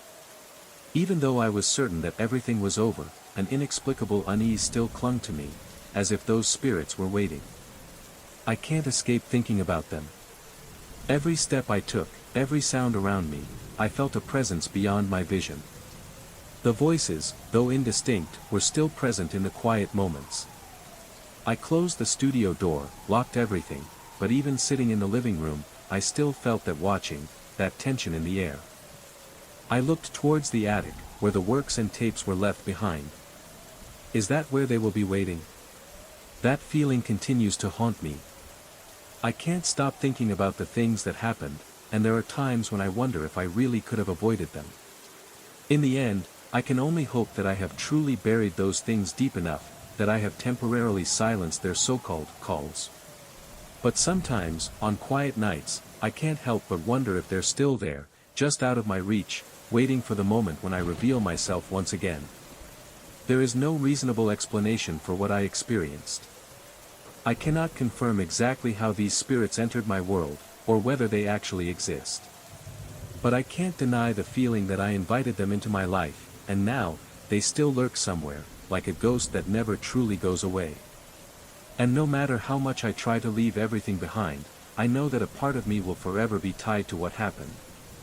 Those voices will never truly quiet in my mind, never truly rest. Something deeper than my liberation still pursued me, embracing fear in an inexplicable world. Something in the dark waited. A feeling of oppression filled the space, making it impossible for me to move or breathe freely. My eyes opened wide in confusion, but I couldn't see anything but the thick darkness. Even though the night light was very dim, I couldn't help but feel that someone was standing near the bed, even though I knew clearly that there was no one. The whole bedroom space seemed to be tightened, as if the air in this room was no longer safe. I tried to listen, but only the sound of my own breathing echoed in the quiet space. However, there was no denying a vague movement in the air. Something is changing, something beyond my control. It was an indescribable uncomfortable feeling, a presence that I couldn't explain, but it was very clear, like a dark shadow still crossing before my eyes. A light, yet dangerous feeling, weighed heavily on me. I have never felt so insecure, even though I have experienced many strange things in life. I couldn't explain this sudden transformation. The room I'd always felt peaceful in now felt like it was being taken over by an invisible force. I tried sitting up, trying to escape that suffocating feeling. But as soon as I moved, a sudden coldness spread along my body, from my feet to my head. My eyes began to tense, and a gentle numbness spread throughout my hand. My lips were dry, and my breathing became rapid. It felt as if an invisible hand was tightening around my neck, preventing me from breathing. Finally, I couldn't stand it anymore. I turned on the light, trying to calm the rising tension. But as soon as the light flared up, the room no longer felt peaceful. Instead, it feels like a forgotten room, a space filled with unanswered questions. I went back to bed, but still felt that presence following me. The whole room seemed to be quietly waiting for something to happen. For a moment, I wondered if I was truly encountering something supernatural, or if my mind was simply creating ghosts from terrifying memories that I couldn't escape. This strange feeling kept following me.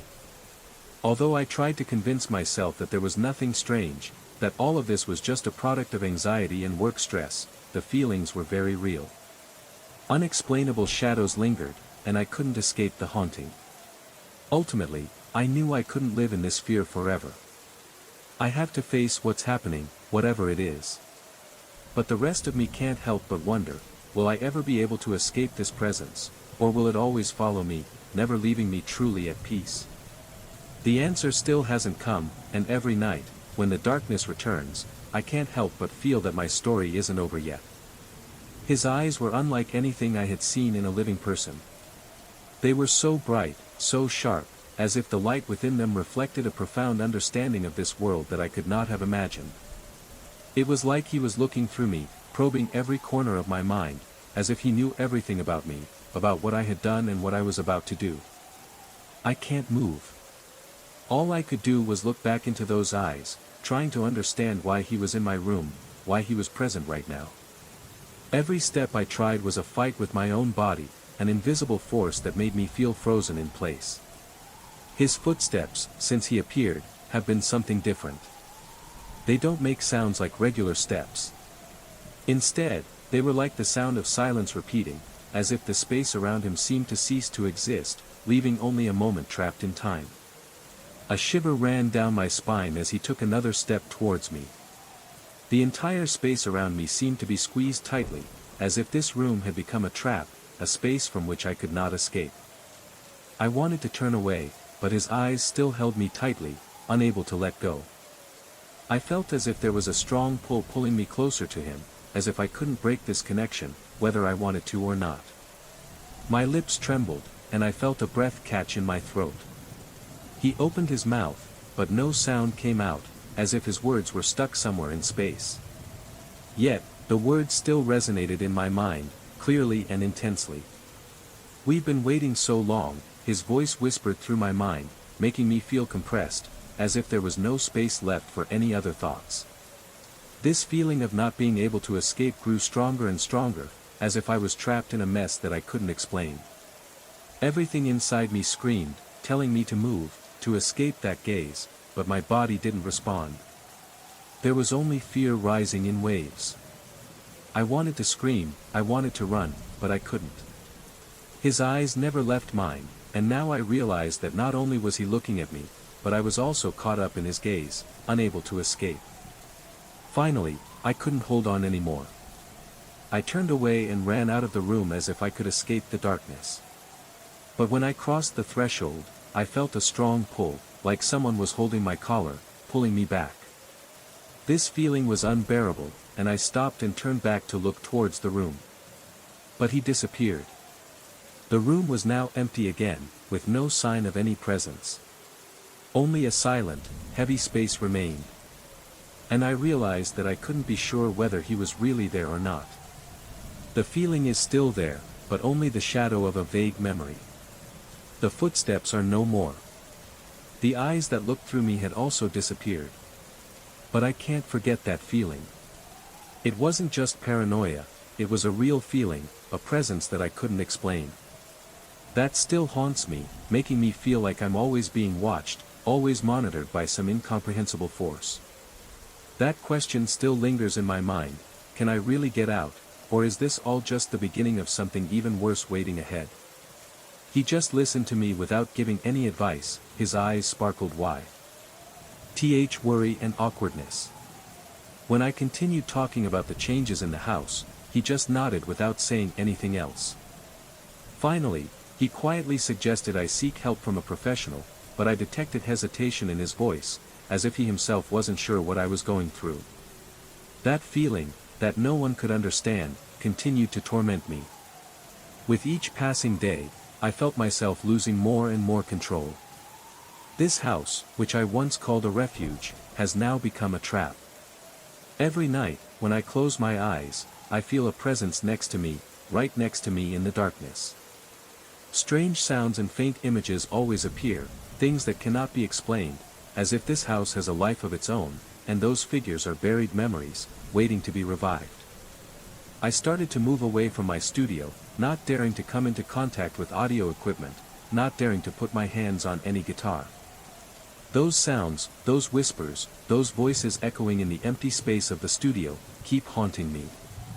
I realized that every time I tried to create a new melody, they appeared, lurking in the background, watching me, as if they were waiting for me to finish a piece that was never finished.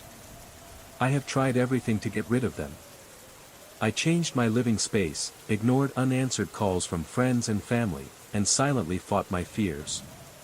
I tried finding solace in working on other tasks, but every time I tried to concentrate, I felt myself being drawn into a strange whirlwind of sounds.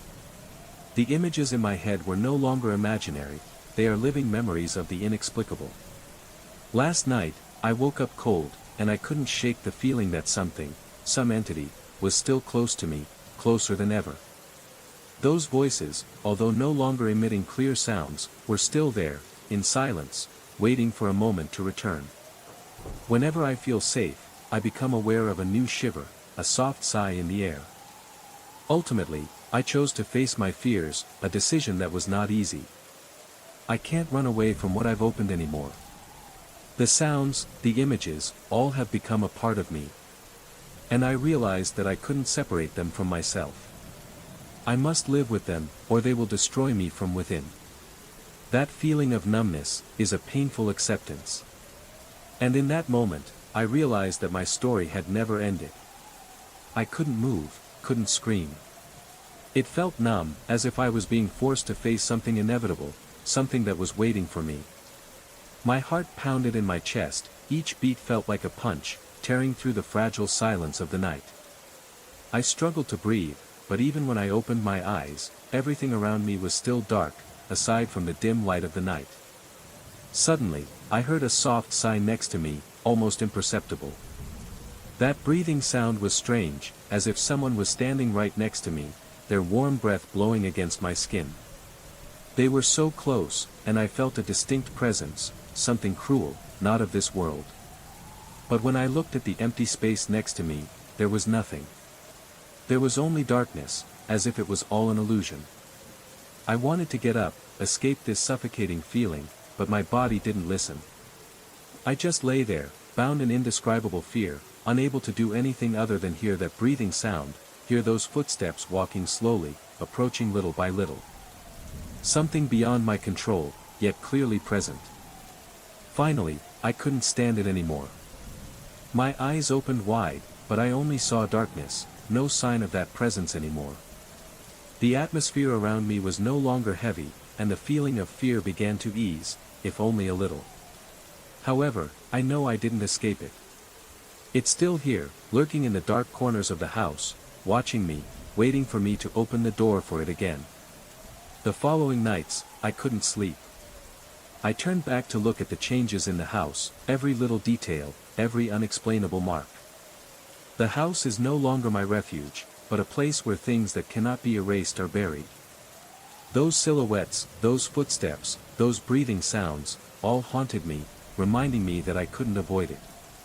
And one thing I know for sure, no matter where I go, those memories, those voices, will always follow me. What I didn't know was that the darkness didn't just exist in that man's footsteps or silhouette. It was lurking in every corner of the house, in the air, in the things I burned. I sat and waited in the empty room, cold sweat still forming on my skin, but nothing happened. Just silence. That night, when I returned to bed, everything seemed unchanged. But that false peace was quickly torn apart. As I was about to close my eyes, I felt a cold feeling creep into my side again. Sure, I didn't open my eyes, but I felt a presence, not near me, but right above my head. I sat up, my eyes wide open to search, but everything was still quiet, still dark. Yet, a voice, faint and distant, as if from behind a thick fog, rang out in my head. "It's too late," it whispered, and in that sound I heard immense tension. Not from a human, not from this world. I trembled, my eyes suddenly searching for the truth, but there was nothing. The whole space was still stable, but the fear inside me kept rising. In that moment, I knew I couldn't escape the house, I couldn't escape what had happened. It has eaten into every layer of my skin, spreading from space to mind, from feeling to mind. And so, I became a part of it, a part of this nightmare. As darkness enveloped the space around me, I understood that my fight was not against something, but against the fear that had taken root in me. Now, I have to face it, every day, every night, in tiny steps and sneaky, inevitable glances. My life, the music I make, are now just a part of the whispers that I cannot complete. This world, this house, all carry within themselves traces of unfinished sounds, unspoken words. And I, undeniably, am still here, living in that stasis, living in never-ending fear. The feel of the fabric is unlike any fabric I have ever touched. Not just a cool feeling, but also a delay in sensation, as if I were touching an object not just made of fabric but of something denser, heavier, incomprehensible. Part of me wanted to withdraw my hand, wanted to throw it down immediately, but another part urged me to hold on, as if there was an invisible force holding me close to it. The more I touched the cloth, the more I felt a strange vibration, like something inside it was calling me, pushing me into an invisible darkness. It's not a sound, it's a feeling. I can feel it through my fingertips, into my skin, into my mind. That feeling made me feel like I was almost sucked into another world, a world that I couldn't fully understand. I don't know what to do. Part of me wanted to leave everything behind and run away, but I couldn't stop looking at that cloth. My eyes couldn't take my eyes off the strange patterns and lines woven together. They don't seem to follow any rules that I know of. Those shapes are unlike any design I have ever done, they have a unique power, an energy that I cannot describe in words. And then, as if the fabric had truly begun to come to life, a dim light flared from within it. It began to emit a faint but stubborn light, like an underground fire, as if those patterns were not just decorations, but living symbols. I felt my heart pounding, my throat tight. I stood there, unable to move, unable to breathe, just feeling that I was standing in front of something not of this world. The atmosphere in the room changed markedly. The musty smell, the smell of the past, of long-standing secrets rose from the cloth. I began to feel a cold feeling surrounding me, a threat I had never felt before. Something was waiting to emerge from those layers, ready to trap me in a world I couldn't escape. I closed my eyes, and when I opened them, another image appeared in my mind. A faint figure, like a shadow that could not be seen clearly, stood there, saying nothing, just observing. My eyes turned to the fabric again, and this time I no longer felt just strangeness but a feeling that penetrated me, as if I were being drawn into an invisible black hole. The cloth is not just an antique, a relic. It is the door, the key to open another reality. And I, with my curiosity, with my irresistible attraction, may have opened that door. A few seconds, or perhaps a long, unpredictable minute, passed. I stood there, still unable to take my hands off the cloth, staring at the strange patterns on it. And then, like something unstoppable, a deep feeling of fear crept into my mind. I realized I wasn't just looking at fabric. I'm looking at the past itself, at the imprisoned memories, at the memories that no one can forget, nor can they escape.